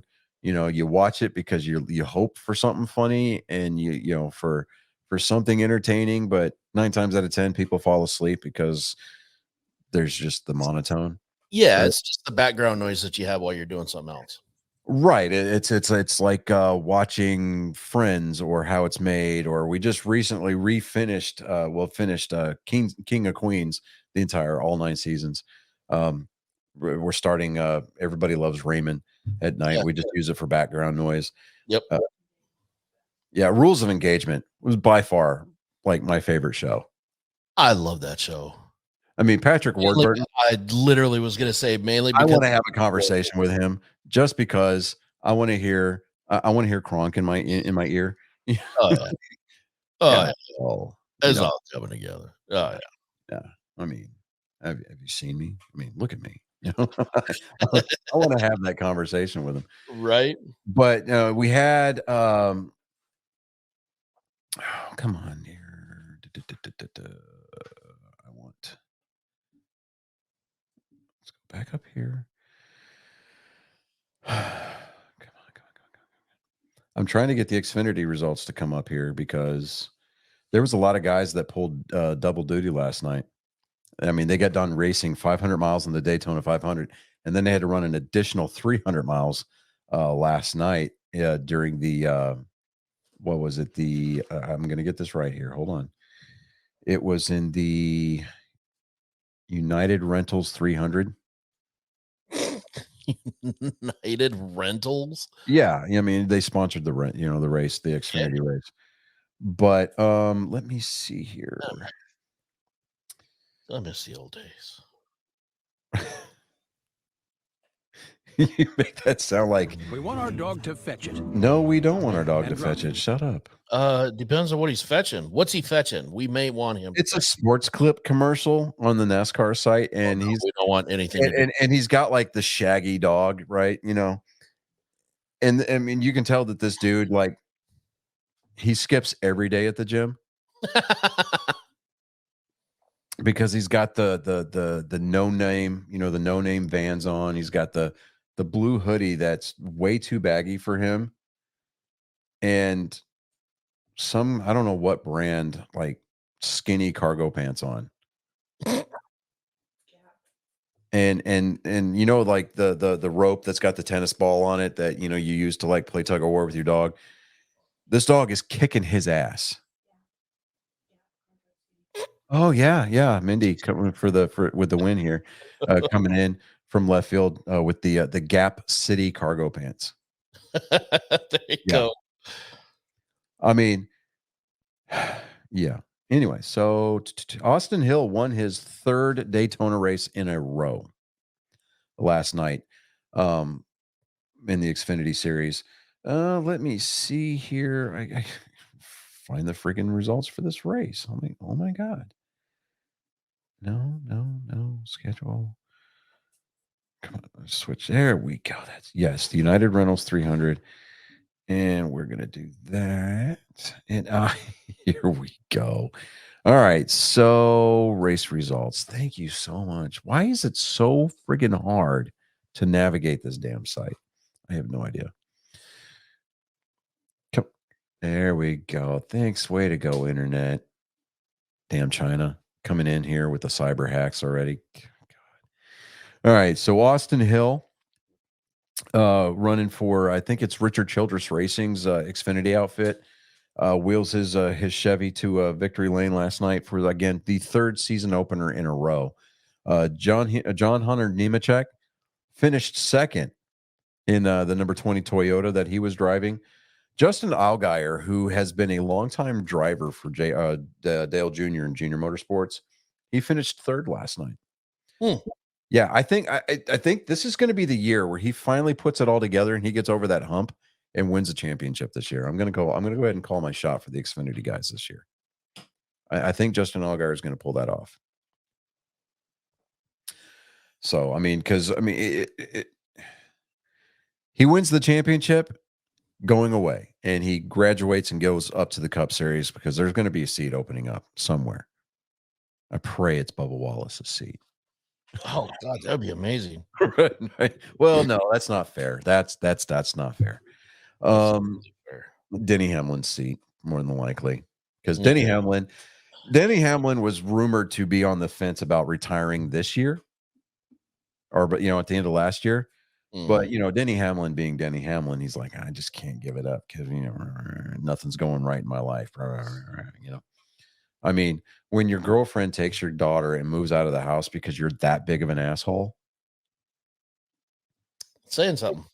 I'm just kind of putting that out there. And then he's going to go and he's going to take it out on the media, and he's going to take it out on the fans. He's going to take it out on the other drivers on the track. I mean, Denny Hamlin's a rich man. He hangs out with Michael Jordan. But Michael Jordan needs to reevaluate who he spends time with, because Denny Hamlin's bringing some baby dick energy to that 6-time NBA champion right there. I mean, Michael Jordan will forever and always be the GOAT. I don't care what LeBron tries to do. The GOAT. The GOAT. The all-time. The all-time GOAT for basketball. Like Tom Brady will be the GOAT for the NFL. But yeah, I'm less enthusiastic about that, though. Yeah, that's just because everybody. It's undeniable. Yeah, undeniable. But now, we may be, kind of seeing what Patrick Mahomes does. We may see what Patrick Mahomes does. And I'm sorry, I really want the best for Dak Prescott, but I doubt very seriously that he is going to obtain the greatness that he dreams of in Dallas. I'm just not convinced. Not as long as Jerry Jones is operating. Nope. Never. But, we are never, ever going to see a Super Bowl as long as Jerry Jones is alive. right now. But let me see here. Some of the guys that ran double duty last night, you got John Hunter Nemechek. You had Joe Graf Jr. You had Cole Custer. Justin Haley ran double duty. You also had, let me see here. Let's go further down the list. Anthony Alfredo. Yes, I said that name right. Anthony Alfredo. Josh Berry ran double duty last night. And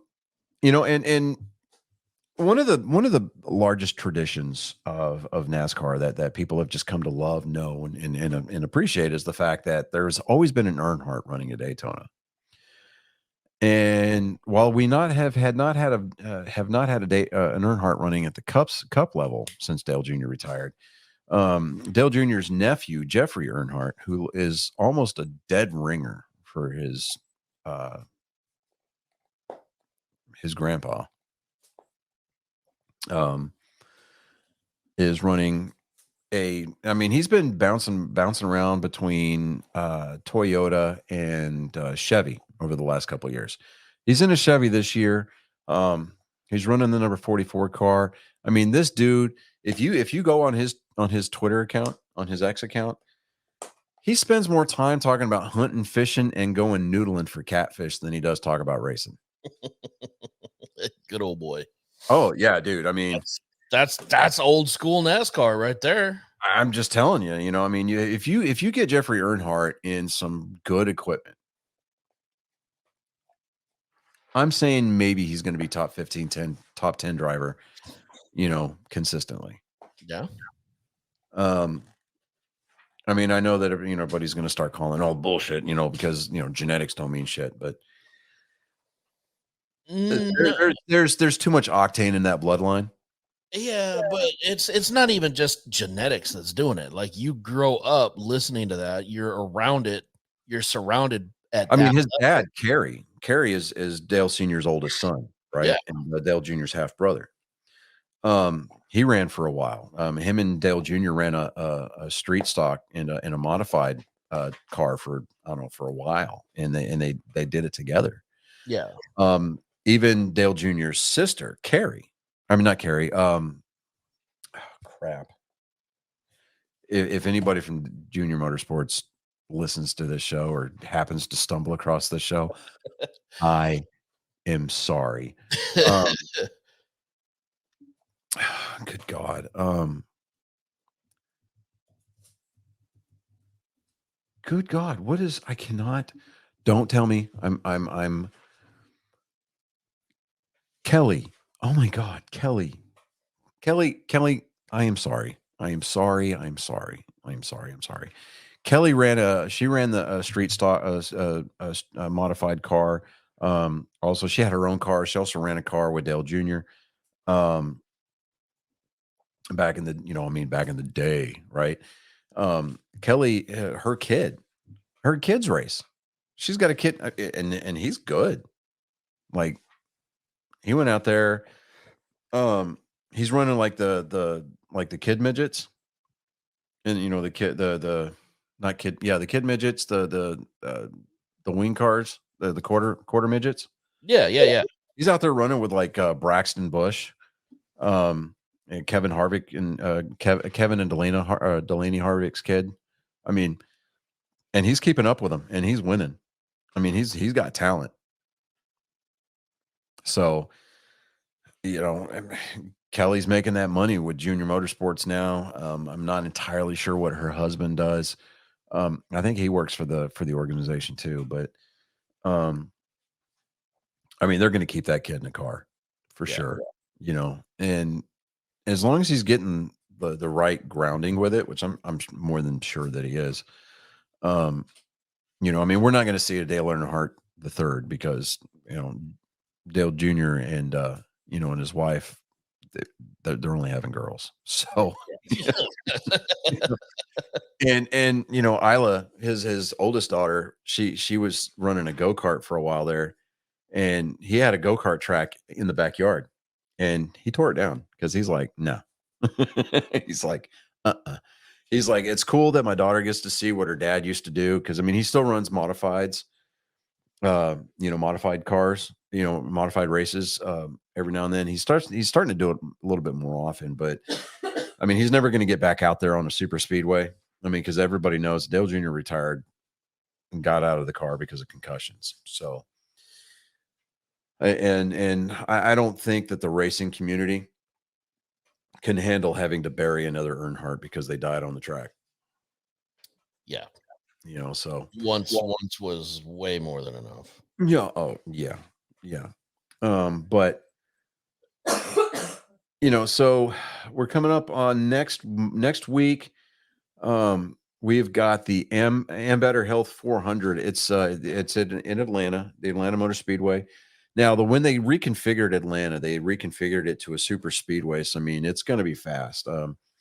It's a 1.5 mile track, but they changed the banking to where you don't have to lift. So, yeah, it's a fast little track now, and there's guys that love it, but then there's guys that are like, I really wish they'd have just left it alone.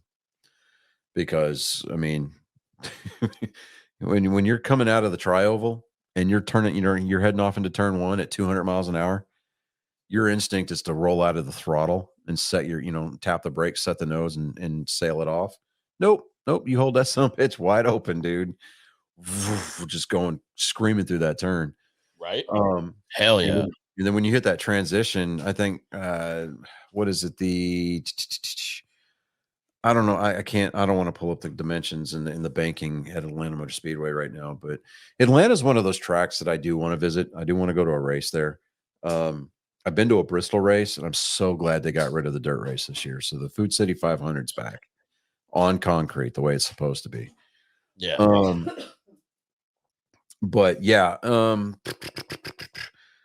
in April on the 14th, actually on Colin's birthday, Texas got they had their race date moved from September to April. So April 14th is the Auto Trader Echo Park Automotive 400. It's a 267 lap event, 400 miles at the 1.5 mile speedway there at Texas. I'm going to take my two boys. I'm going to take three of my boys. I'm going to take Jake, the oldest. I'm going to take Colin for his birthday, and then I'm going to take Reagan, along with us. It'll be Colin's first race. Not Colin's first race. It'll be Reagan's first race. It'll be Jake's first race. Colin's been before. I've got video of him. I've got video of his reaction to his first green flag. So Nice. in true Colin fashion, even back then, he was hamming it up, right? I got the camera on him. I got the phone turned on, and I'm like, pay attention to the cars, watch the cars. And he's looking down the track, and then he looks back down at the phone. Then he looks at the track, and he looks back down at the phone. And then as soon as that whole field passed by us, dude, you saw his face. He kind of goes, You get that wall of wind. yeah. You had just the reverberating sound of exhaust, 750 horsepower times 40 just hitting you right in the chest. Because we were sitting a few rows up further from where we were at, but we were roughly in the same area. If I can help it, yeah, sitting down at the start finish line is kind of cool, but dude, I just absolutely love sitting at the entrance to turn one. Because I mean that's when they're turning the most RPMs. Oh yeah. So just balls to the wall. But yeah, we're gonna try to get some tickets for that race. I don't know if we're gonna sit that close down to the track, if depending on what the pricing of the tickets are. Because with the tickets for where we sat last year, they were only about $50 a piece, if I remember right. Yeah, we got them pretty cheap. Yeah, so it was something like the 50, 54, something like that. Yeah, I doubt very seriously that I'm going to be able to get some unsuspecting, specialist to sneak us into the infield this time. But again, depending on what the money looks like, I doubt it. But I really don't feel like shelling out $75 a piece for those wristbands. To me, it's just not worth it. So, I mean, it is as far as the experience is concerned, but it's just. That's a lot of money, man. So I think I would rather just kind of devote my resources towards, merchandise like from the trailers or whatever. Yeah. Just kind of, just experience that whole weekend for what it is and celebrate Colin's 15th birthday. So yeah, 15 years old. You're still going to have to go early though. And see, I'm not going that early. I am sorry. I'm not going that early. I don't care. No, you have to report back and see if our deacon buddy is still having fun. Just to clarify, the entire time you guys have been talking, I made Hitler in Tekken 8. Okay, so Apparently, we're hitting the nerd portion of the show. Colin is playing Tekken 8 on his PS5, and you can customize the characters. So who did you use to make Hitler with? Victor, because he's my main. Okay. All right. Yeah. You know, it's funny, like, Chris, you know, we play our kids in games every once in a while, and, you know, we hold our own or we do better than what they're expecting. And what's the excuse that we usually get? I was taking it easy on you. I was going light, right? Yeah. Yeah. I haven't played an actual Tekken game since Tekken Tag Tournament, but, you know, like, I was good at Tekken 3 when it was in the arcade, right? Because it came out when I was in airborne school. And they had a Tekken 3 machine at the Enlisted Club there at Fort Benning.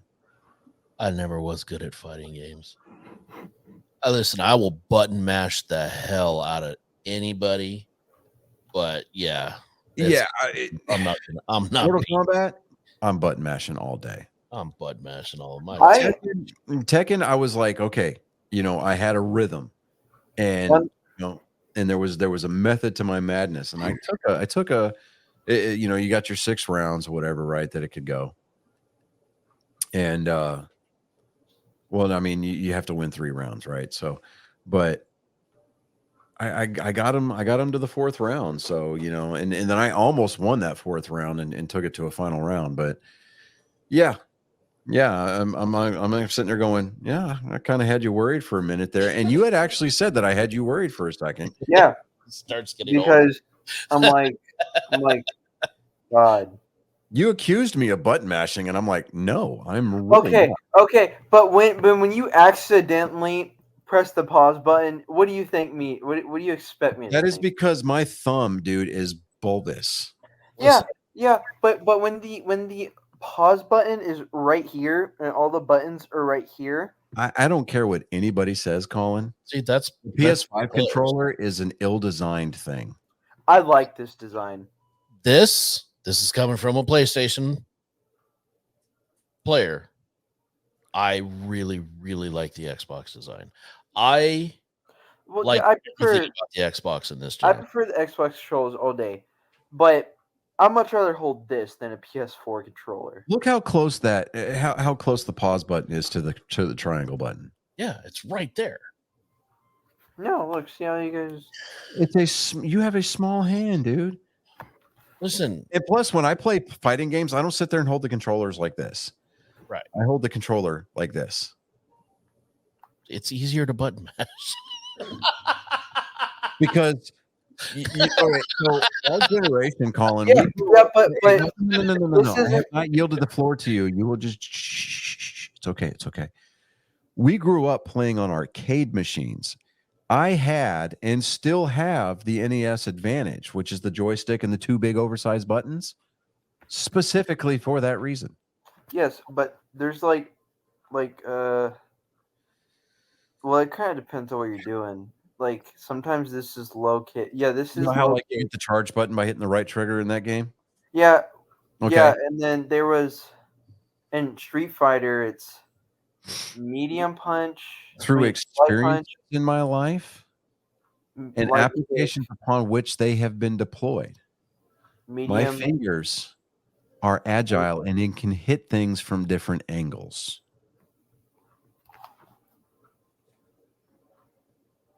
Okay. Right, okay. No, I think he gets it. He's just not going to give us the common courtesy of acknowledging it. You don't got nothing on my awesome Jin freaking customization. Be that as it may. You don't got anything on No, this guy Here's right the here. thing. Be that as it may. Yeah, no, that's fine. But be that as it may. Be that as it may. I know it's All so right. funny. Looking. And I'm going to sound incredibly old and like all Clint Eastwood and Gran Torino, but you kids these days with your fancy little games and your graphics and what do we I know? played on arcade machines. Doc, all right, so we got somebody in the audience. Doc, all right, so what we're talking about tonight, we've already done the sports portion of the show, we're now talking about Tekken, Tekken 8 to be specific, and how my son accused me this weekend of button matching because I accidentally hit the pause button on the PS5. Okay, but when you accidentally hit a button and it's the pause button, Dude, it's like an eighth of an inch away from the regular button. It was an accident, son. okay, Things but happen. you can't blame me. You A cannot good blame me. portion of the population of this earth are here because of an accident. This is Yeah, true. But Very- you can't blame me for thinking you hit the pause button. Right, but when I explained that to you and you dismiss it as being a lie, that's where the problem comes. All I said was, "Mm-hmm." That's all I said. Hey, all I know is that the games that really matter, like GoldenEye and Perfect Dark, slappers The- only. oh yeah, Slapper, dude, telling, yeah, Golden Guns, oh, and Perfect Dark, right? You had the laptop gun, the sentry gun, Yep. bro. You put that up next to a spawn point all day, Yep. and then you get the proximity mines. You may as well, you may as well quit at that point because I mean, you ain't got nothing. yeah, I mean, especially some of those like larger maps, like in Perfect Dark. You know, you put those proximity mines up around corners, dude. Yeah, That it's not even fair. Like, or what I loved doing was to take those proximity mines and throw them into the lights. oh no, that's Because you look. I mean, that's how we learned. That's how we learned to like pie our corners, right? right. And so, or what you do is you throw a grenade around the corner, and if it explodes, and you get all the secondary explosions. Yeah, but we hadn't been trained to think three-dimensionally at that point yet. we hadn't, and so the N64 introducing us to this with the expansion pack and Perfect Dark. I was playing my roommate, and I'm sitting there going, all right. He keeps throwing grenades and blowing up the mines, and he's like, all right, I'm enough of that, right? Because we had made the rule that no sentry guns at spawn points, right? So it was like, all right, fine. But I started taking all right, so I knew where the spawn points were, because if you play maps enough, you know where all the spawn points are, right? And so you just get to the point where you're like, okay, I'm not going to put mines at the spawn points. I'm going to make sure that you get around the corner first. Yeah, you And, want like, a little right bit there, of right there, where like the body armor usually spawns. Put a mine right on the body armor. Oh, That way, because you can't detonate the mine because you'll destroy the armor. yep. So, yeah. That's easy. Good times, man. I mean, I'm employing guerrilla tactics in Perfect Dark, and my roommate absolutely lost his shit. I mean, I would have hated you dude, so much. I mean, if it wasn't for the fact that the N64 controller was probably one of the most worst designed controllers in the history of gaming, Thank you. he'd sit there and he's like he rears back like he's gonna throw my controller, and I looked at him and I was like, I will rip your head off and crap down your neck. Yeah, And he looks at me and he's like, what? I was like, don't throw my controller.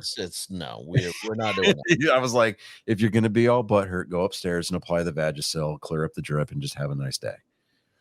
And he just kind of Water will wash all the sand out. right. He just looks at me and he's like, well, fuck you, dude. And I was like, what? So he puts the controller down in a nice fashion. I mean, and this is the same guy that he was a diehard Yankees fan, right? Uh, In the 2001 World Series, he's like, yeah, we're going to go win the World Series. And I was like, no, you're really not. Yeah, take a Midol. Exactly.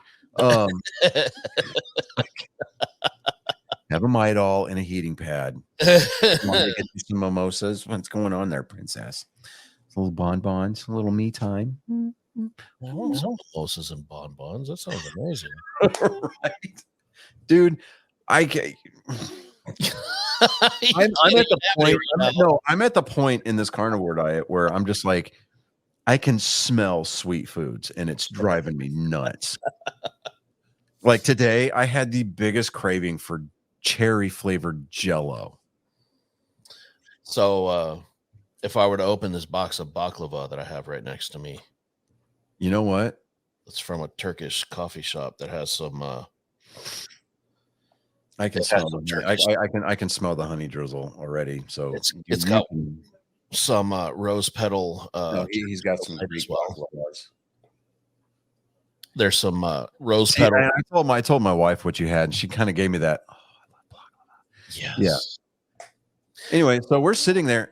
If you're ever in town, I'm taking you to this place too because they do Turkish coffee. I haven't had any sweets for 3 days, dude. I haven't had any sugar, no carbs, no bread, It's only no 3 vegetables, days. just meat, Imagine how egg, and cheese. Imagine how bad you're going to be after a month. After a month, man, it's just at that point I don't care. I'll be here to remind you. Hey, you know, I mean, I'll have a cheat day. Kind of friend I am. I'll have a cheat day maybe once a month. Like just eating straight meat, that I don't have a problem with that. Well, there's supposed to be a lot of benefits for it. You know, like 81 of the minerals that your body doesn't normally get is contained in the meats that we eat. Without all the additives, without all the carbs, without all the sugars, you know, your body starts to regulate itself. Your joints don't get inflamed as much. Your oral health actually goes through the roof. A big And plus your out of it, testosterone goes back up to where it's supposed to be. a big plus is all the suffering as well. The suffering really brings out all of the good health benefits. Yeah. You know, and it's on top of that, it's like, you know, I'm sitting there, I'm watching the family eat all these carbs and all these sweet foods, and I'm just sitting there going, okay, all right, it's for a reason. It's for a reason. It's for a reason. It's for a reason. Dude, that last night, the last night, I felt I was fixing to puke. I ate so many pizza rolls that night. Oh my god. Mhm. Yeah, see, I didn't even care. Oh, dude, Chris. Oh my God, dude. So it's the 40th anniversary of the original Dune. Yes, I took the boys. I took Colin, Jake, and Sam to go see it in the theater Sunday night. Bro, Is it good? I don't want to. I'm going to try. no. I'm not talking about the new one. I'm talking about the original David Lynch. Oh, the old. Ooh, The original, the OG Dune. yeah. Dude, so much better on the big screen. Oh, Is it? I can explain. yes. You know, and then after the movie was over, credits are rolling, and I'm kind of trying to get I'm putting out some feelers here. We basically had a private screening because we were the only ones in the auditorium, which was nice. Yeah, these These guys tried to double dip and sneak in with like 20 minutes in the movie left, and then the usher came in right after him and was like, "Yeah, you guys got to go." Oh yeah, the books are amazing.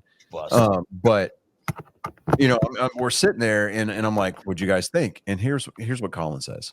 I mean, it wasn't terrible, and I'm sitting there going, "Really?" I did. Okay, look, I had to rephrase it. Yes, please do. It's called Damage Control. It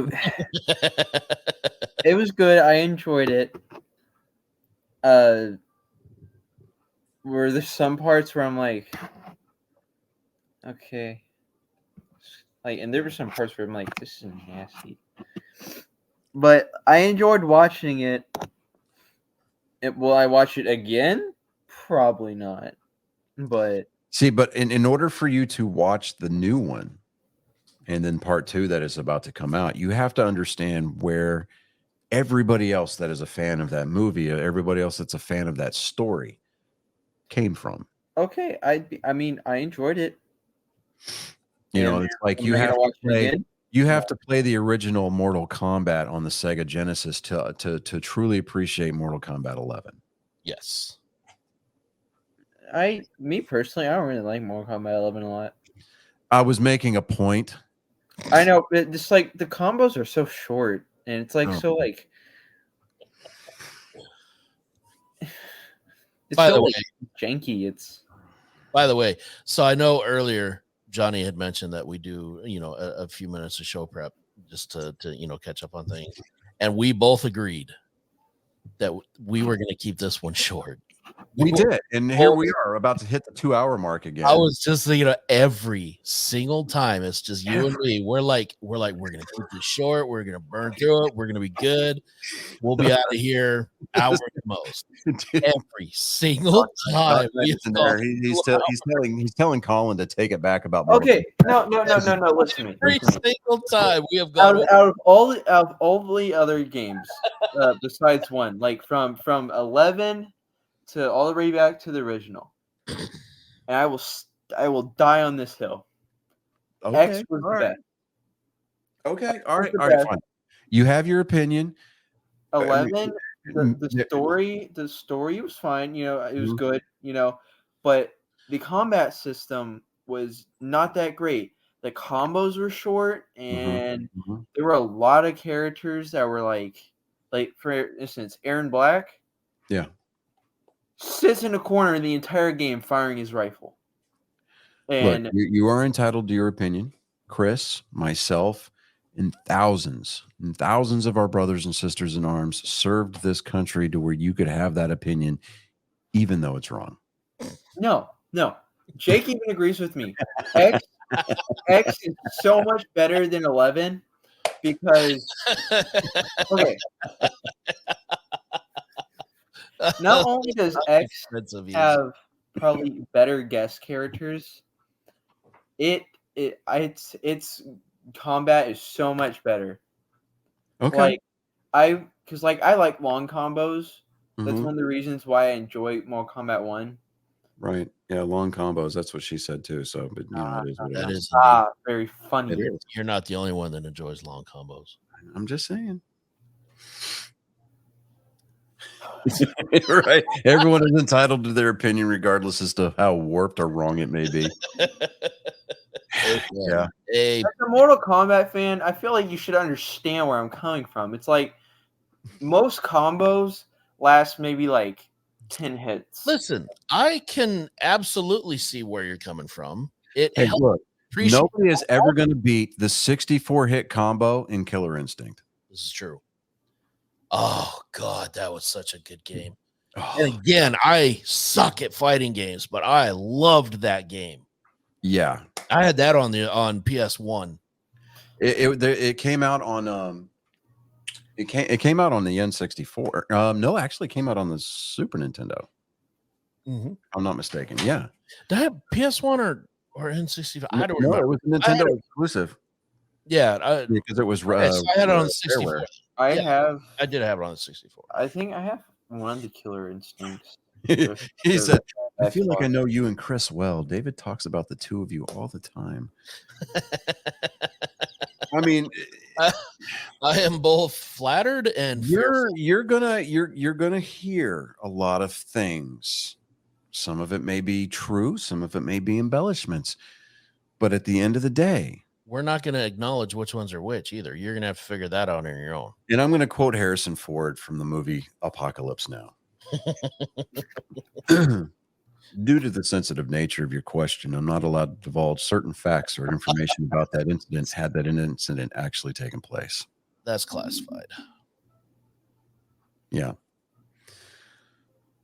But what I am allowed to divulge is that, yeah, David's going to talk a lot about people that he's secretly in love with. And I mean, if you've met us in real life, that's a secret. He doesn't keep it secret very well.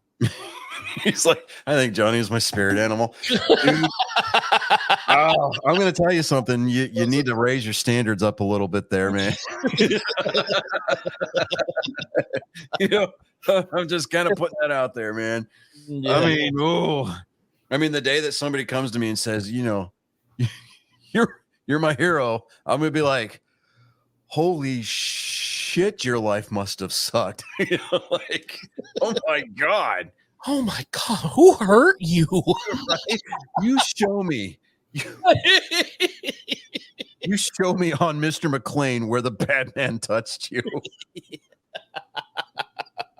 Since we don't have Bob Ross this week, you gotta show on Good old John. The forced sarcasm is strong. Yes, yes. I'm not saying that it is, but it is. Uh-huh. All right. Well, we've hit the 2-hour mark officially. We've passed it, eclipsed it. 2 minutes and 55 seconds. Yeah, I want to clarify this with you. Yeah. In one way or another, I'm going to make you watch Masters of Disguise. All right, fine. I will watch Master of Disguise. Yes. I'll watch it. I'll concede that point. All right. I have prided myself on the fact that I have avoided watching this movie. I envy you. Okay, no, look, it's a bad movie. It's horrible. It is. But Very, it is very bad. so. It's a funny movie to watch. There is literally only one part of that movie that's even remotely amusing. Your humor is just It's not the truth, understandable. Is it the Number one. portion? Number one. Turtle. That's the only. Yes, that's the only part of the movie that's even remote. Okay, well then your humor is piss. All right, Because Doc, I'm every going to ask you time, a question. no, I'm every going to ask time- our audience member a question. Colin, hold on. It's We have the Thank hardest you. time trying to convince David to watch with any discernible amount of enthusiasm The Big Lebowski. Listen, we are going to have to do what was the what was the Bird Box? The one with where they had holding the eyes open. We are literally going to have to do that, or the Clockwork Orange thing, where he's got his eyes. He's right. got the scapulas for the Yes. eyes. Yeah. We are going to have to do that in order for David. to So see I mean, if you have a more one-on-one, in person type frequency you have with David, any influence over him at all. you're going to have to help us out here. I mean, you have already established that I am your spirit animal, and so therefore you look up to me to a certain degree. Don't let me down here.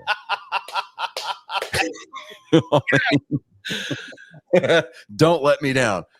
It's a disservice because we have tell him it's corn. Yeah, absolutely.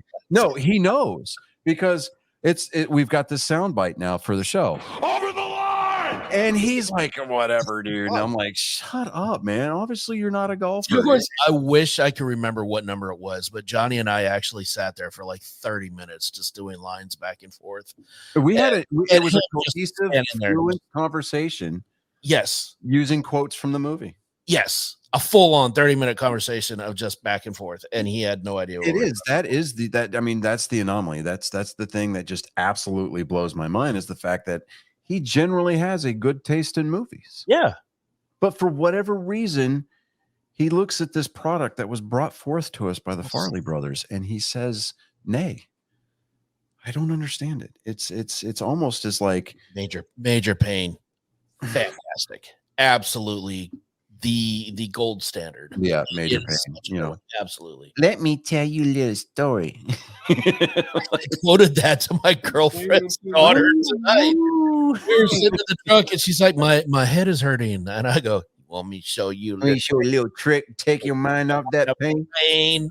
And she's like, she's never seen the movie. And my girlfriend was like, yeah, she hasn't seen that, so she's not gonna get it. And she's like, but my head hurts. And I was like, well, just show me your fingers. She's like, no. What is it? He goes, what are you, deaf, blind, and stupid? Do your dirt. I'm gonna put my foot. Hey, up. Junior, go get the hair clippers from Mama. You dumb? You stupid? Or you just plain deaf? Oh yeah. Yes, sir. Actually, he is deaf. Oh, thank you. Now give me 25 more for speaking out of line. Yes, I'm gonna have to go watch that now. Yeah. Oh my god, we Wait. used to just do that. Yeah, we do the entire movie. You know what's funny is the fact that when that movie came out, right? And I went to basic like not too much longer after. Well, no, yeah, it was not too much longer after that movie came out. I went to basic, Yeah. and you could tell that the drill sergeants were just like they had just watched it. It's like working now, Chris. Now that you're in an office setting, Uh-huh. you have a shit day at work. Oh, Go God. home, watch Office Space, and then go to work the next day. Yes. You will go in there smiling, you will be on top of the world. Yes. Right. To me, I think Major Payne was for drill sergeants what Office Space is for office workers. Because, dude, one of them, he was a sniper. Mama, bring my He was a sniper, and you could tell that he had a better relationship with whiskey than he did his wife. Mm-hmm. Because I mean, he would roll in for PT, hung the fuck over, dude. Right? Oh, we all know bunch of girls like that. Yeah, First one, right. Like he would sleep in his car, you know. Like, but for whatever reason, them BDUs were still pressed. Well, I'll tell you what. But I mean, he came in, and I mean, he would talk just like this, and he was white as the day is long. I actually had a drill sergeant. Well, he was I believe he was first platoon's drill sergeant, and he looked, acted like he just giant black guy, looked just like him, sounded, but he had this really deep voice. Yeah, and it was the worst because I could never understand him. Yeah, that was my senior drill. My name is SFC Low. But he like much mouth. Yes, drill sergeant or no drill sergeant. I remember, dude, I went to basic in July of 95. And I remember vividly, verbatim, meeting that man. He had a low voice. It was real raspy, and then he mush mouthed.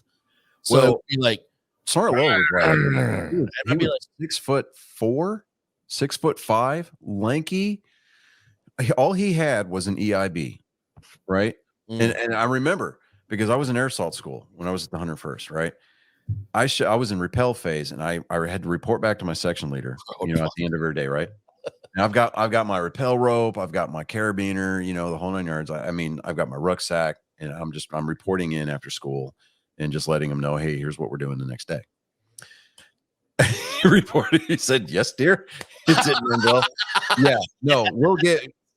Oh, Doc, we're gonna have to have you on a show later. Oh, because, absolutely. Dude, I've got a story like that, but but I go in, and my section leader is in the orderly room, right? And he's like, "Skelton, I met somebody today that knows you," and I was like, "Oh fuck." I'm sure it's all lies, Sergeant. He's like, "No, I mean, they know you from way back." And I'm like, "Okay." And, like I'm sitting here, I'm like still wet behind the ears, PFC, you know. I've got my airborne, I've got my at this point, no, I didn't get my EIB yet, but he's like, he says he knows a lot of people. He said he knows Pickowitz and Guzman too. And I'm like, I could hear the wattage and the light bulb above my head start to build up, you know. You get that little buzz. And then I hear it from around the corner and from the war room. Oh, I hear this, "Skelton, is that you?" I was like, Sergeant Lowe. I didn't even call him drill sergeant. I just said Sergeant Lowe, right? Because I mean, when we got done, basically, yeah, the ground round on anymore. Yeah, still a drill sergeant. He had just come off the trail. Okay. Oh, okay. But he was like, "So you done? Are you just about done?" I said, "I'm almost done, Sergeant." He goes, "You think you hot shit?" And I was like, "Sergeant, this is 101st, and you're a leader. You need to get your ass to air assault school." He's like, "Look that shit. I ain't getting my ass no damn helicopter." I was like, he goes, "I'm gonna hide out here till I fucking retire, and I'm gone." And I was like, "Oh, okay, all right, Sergeant." And he goes, "Don't make me skin your ass up. I already skinned up Pickowitz." And I was like, "Oh, what platoon are you in, Sergeant?" He goes, "2nd platoon." I was like, "Oh shit, that was Pickowitz's platoon." Right? Maria. And I think Guzman was in 5th platoon. He goes, "I skinned up Pickowitz. I skinned up Guzman. I'm gonna skin your ass up too." I was like, "You can't smoke a rock, Sergeant." And he says this to me. He goes, "No, but you can break it up into little pieces first." I said, "Do we need to have somebody gazing at your balls and meat while you pee in a cup, Sergeant?" He was like, "That's some gay shit right there." Maria. I was like, man, yeah. You might want to go back and reread what you wrote, Maria. Yeah. I was giving her a pass on that by not reading it out loud. I'm gonna give her one chance, one only, Mm-hmm. and then I will absolutely be reading it because Make it snappy because we gotta land this plane. All right, where? she did. She absolutely said it. Yep, she did say that. All right. Well, here we go. Not sure I can handle 4 of you, but sounds hilarious. Oh man. I know. And to be fair, we didn't give her time for the lag. No, but, Maria, I believe in you. I Yeah. absolutely believe in you. I mean, she has the technology. She has. She does. She Yeah. does, in fact, have the technology. I mean, she can do it smarter, faster, longer. She's No, that's not the way. No, Sure. that's not the way it read. okay. That's When you read it in the original Greek, that's not the way it read. the original Greek. Yeah, I mean, she goes, "Oh wait, oh shit." Yeah. Listen, we gave She you a chance. retranslated it back There to it is. Yeah. I just have this image of Maria down in the catacombs of the Vatican pulling scrolls of Aramaic out, going, "Oh my god, I said that." So, Oh man. but this has been episode 148. We are coming up fast on 150. 2 weeks from now. Man, that's crazy. 150. Yeah, 150. I mean, I think David tried to do one episode without me, and it did not go well. And I told him, I was like, "Look," I said, I think me and him did an episode together, and it was because I couldn't be there, and boy, it was rough. it was interesting. Yeah, I mean, this is my child, right? I mean, this is my creation. This is my IP, right? And I told David, I was like, There's a few episodes without you, I think. "No, just the one." No, because there's One that I know of, at least in the No, you're right. There's like 2 or 3. yeah, not a lot. Still, I call it the modern era after I joined. That's they call it the live ball era. That's what it's. Yeah, there's only one that I know of without you. right. And I told David, I was like, "Look," I said, "you can do the other shows without me, but it's sports. It's got to be the sports is kind of the thing. I mean, once you came in, and it lent some some validity to it if I weren't to be here, because you do actually watch sports. David, on the other hand, I love the guy to death. However, when we have to consistently explain seeding to him as it relates to sports, not corn. Yeah. Bless his heart. I mean, he said I can't spell sports, but at the same time, I'm thinking he's either screwing with us or that's autocorrect. I'm not sure. Insert your own Fry meme here, but Philip J. Fry. Anyway. Squeeze, pull, observe, release, tap, squeeze. Yeah. Sports, baby. It's funny. All right. So like the guy that built my house, the contractor that built my house, he still texts me whenever with like gun questions, right? He bought an M4, or it was an AR-15, but it was the long barrel. It was like an M16A2 variant, right? Okay. With the 203 attachment. Why? Because he got a great deal on it, right? Okay. And so I was like, "Man, bring it by the house. Let me see that thing." Sure enough, honest to God, U.S. government stamping on the 203 tube, right? No way. Yeah. I'm like, now you know what was a great deal. I'm sitting there going, "Oh man," and he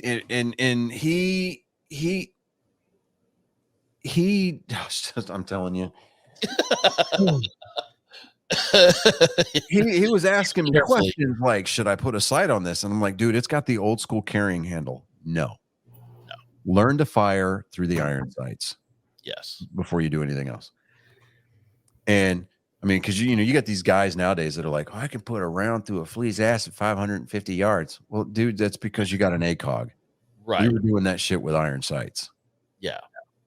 and a pro mask. We didn't even get fucking we didn't get any fucking sights. No, I mean the only sight that I had was the night sight tracker, or was the thermal sight on my tow system. Yeah, the only sight we had was on the mortar. Yeah. So, like, I'm sitting there going, we had pro masks, and we just flipped the rear sight aperture to make the hole just a little bit bigger. Yep. you know, And those of us it's like- that weren't blessed with eyesight had to deal Yeah. with fucking but you know, glasses. the other day he texted me because he got a deal on a Anderson, basically a budget pony, AR-15. It's the long barrel, but it had the M-lock on it, right? Yeah. It had a rail on top of the receiver, but the barrel had a free floating M-lock on there. And he's like, man, I want to go with quad rail. And I was like, before you start doing all that, man, he's asking me about sights. And I'm like, all right, dude, here. So I pointed him in the direction of the 6-hour Romeo 5 red dot. Solid red dot.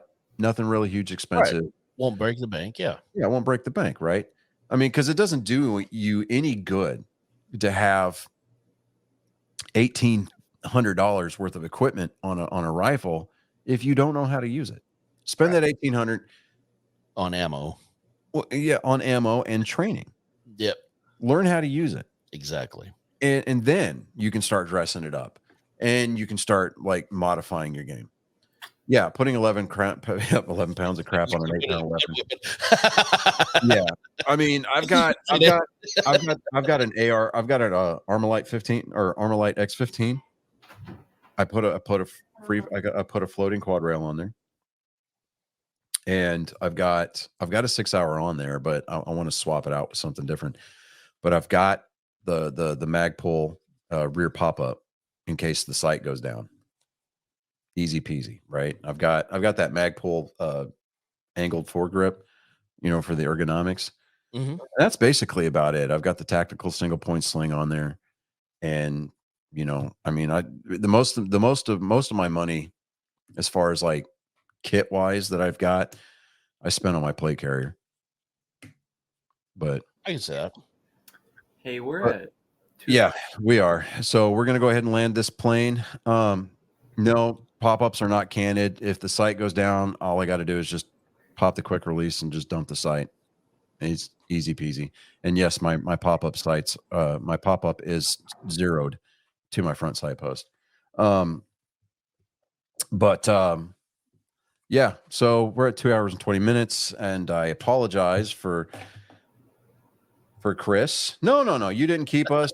We just have a serious lack of self-control. Yeah, we do this every single time. Yeah. 150 is going to be the one. Yeah, 150 is going to be the one where we come in under 2 hours. So yeah. 1 hour and 59 minutes. And that's going to be the show that's got the most like enriching content. But right. With that being said, I'm gonna have to get the holy grail of jokes for that episode. Yeah, Yeah, you better start watching. yeah. Start searching now. The next show, more than likely, it's going to be on Monday. Every Nerd Sports here, I think for the last 3 or 4 months has been live. We started going to the live format. No, we've been doing longer than that. Yeah, it's been. Yeah, you're right. About 6 months. Yeah, it's been we've been doing quite a few. Yeah. But yeah, all the Nerd Sports shows are going to be live. Usually we try to do them on Mondays. 7:30 is usually when we kick off an hour or so. But with that being said, thank you for enduring this slogging battle of attrition here. I feel as though we've waged a losing battle, like PC and PS or PlayStation players for Helldivers 2. I've heard a lot of things. Automaton. We were on the automaton planet for sure. Hey, I haven't played that game. Is it? I don't. It looks good, but Everything I just started Red Dead 2. I bought the Ultimate Edition for $30. I have it on. I got it on sale. I'm fixing. You've never played it before? Oh, I have, Oh, okay. but I'm playing it on my Series X. I'm fixing to get So good. the Ultimate Edition for $30. Borderlands 3 for Yeah. Yeah, there you go. All right. So, with that being said, ladies and gentlemen, boys and girls, once again, we thank you for joining us. We thank you for allowing us to assault your souls without permission and allowing my son to come in and set things wrong that had been once set right. Love that. Maria, Also- Doc, we appreciate you guys being here. If you were in the audience and you did not sound off, shame on you for not joining in on the conversation. But with that being said, at the 2-hour, 23-minute, and 8-second mark, my name is Johnny Skelton. My name is Chris Jacka. Colin Skeleton. And this has been your pleasure, your privilege, and our indentured servitude duty to bring you episode 148 of Nerd Sports. Like, share, and And- subscribe. Yeah, like, share, subscribe. Give us a 5-star review. Even if you don't think that we were worth it, do it just the same, because that's what your mother would make you do, like eating your broccoli. Everybody else, scissor me timbers. Or Hit the, yes, no, I hit the end button and it never seems to work. But it takes like It 30 does. It takes seconds. forever. But yeah, here we go. So what you're Link- saying is Yeah. we are the broccoli of the podcast. You know, I think is this the We longest? don't smell good, but we're good for you. There you go. Is this the longest we've gone? I think this is the longest it's taken to actually quit the life. Well, not quit the thing. I'm talking about like. Oh, the longest. Actually, Oh, no. There have oh. been some definite marathons before. I think we've had a 3-hour episode once. I think we were pretty close on one. Yeah, we were pretty close there. But anyways, scissor me timbers, everybody. Oh, is it gonna end? Oh, fine, whatever. Just make sure that before you go to bed, pull out the splinters and learn from history. Don't run with scissors. And if you're a lesbian with diarrhea, don't scissor with the runs.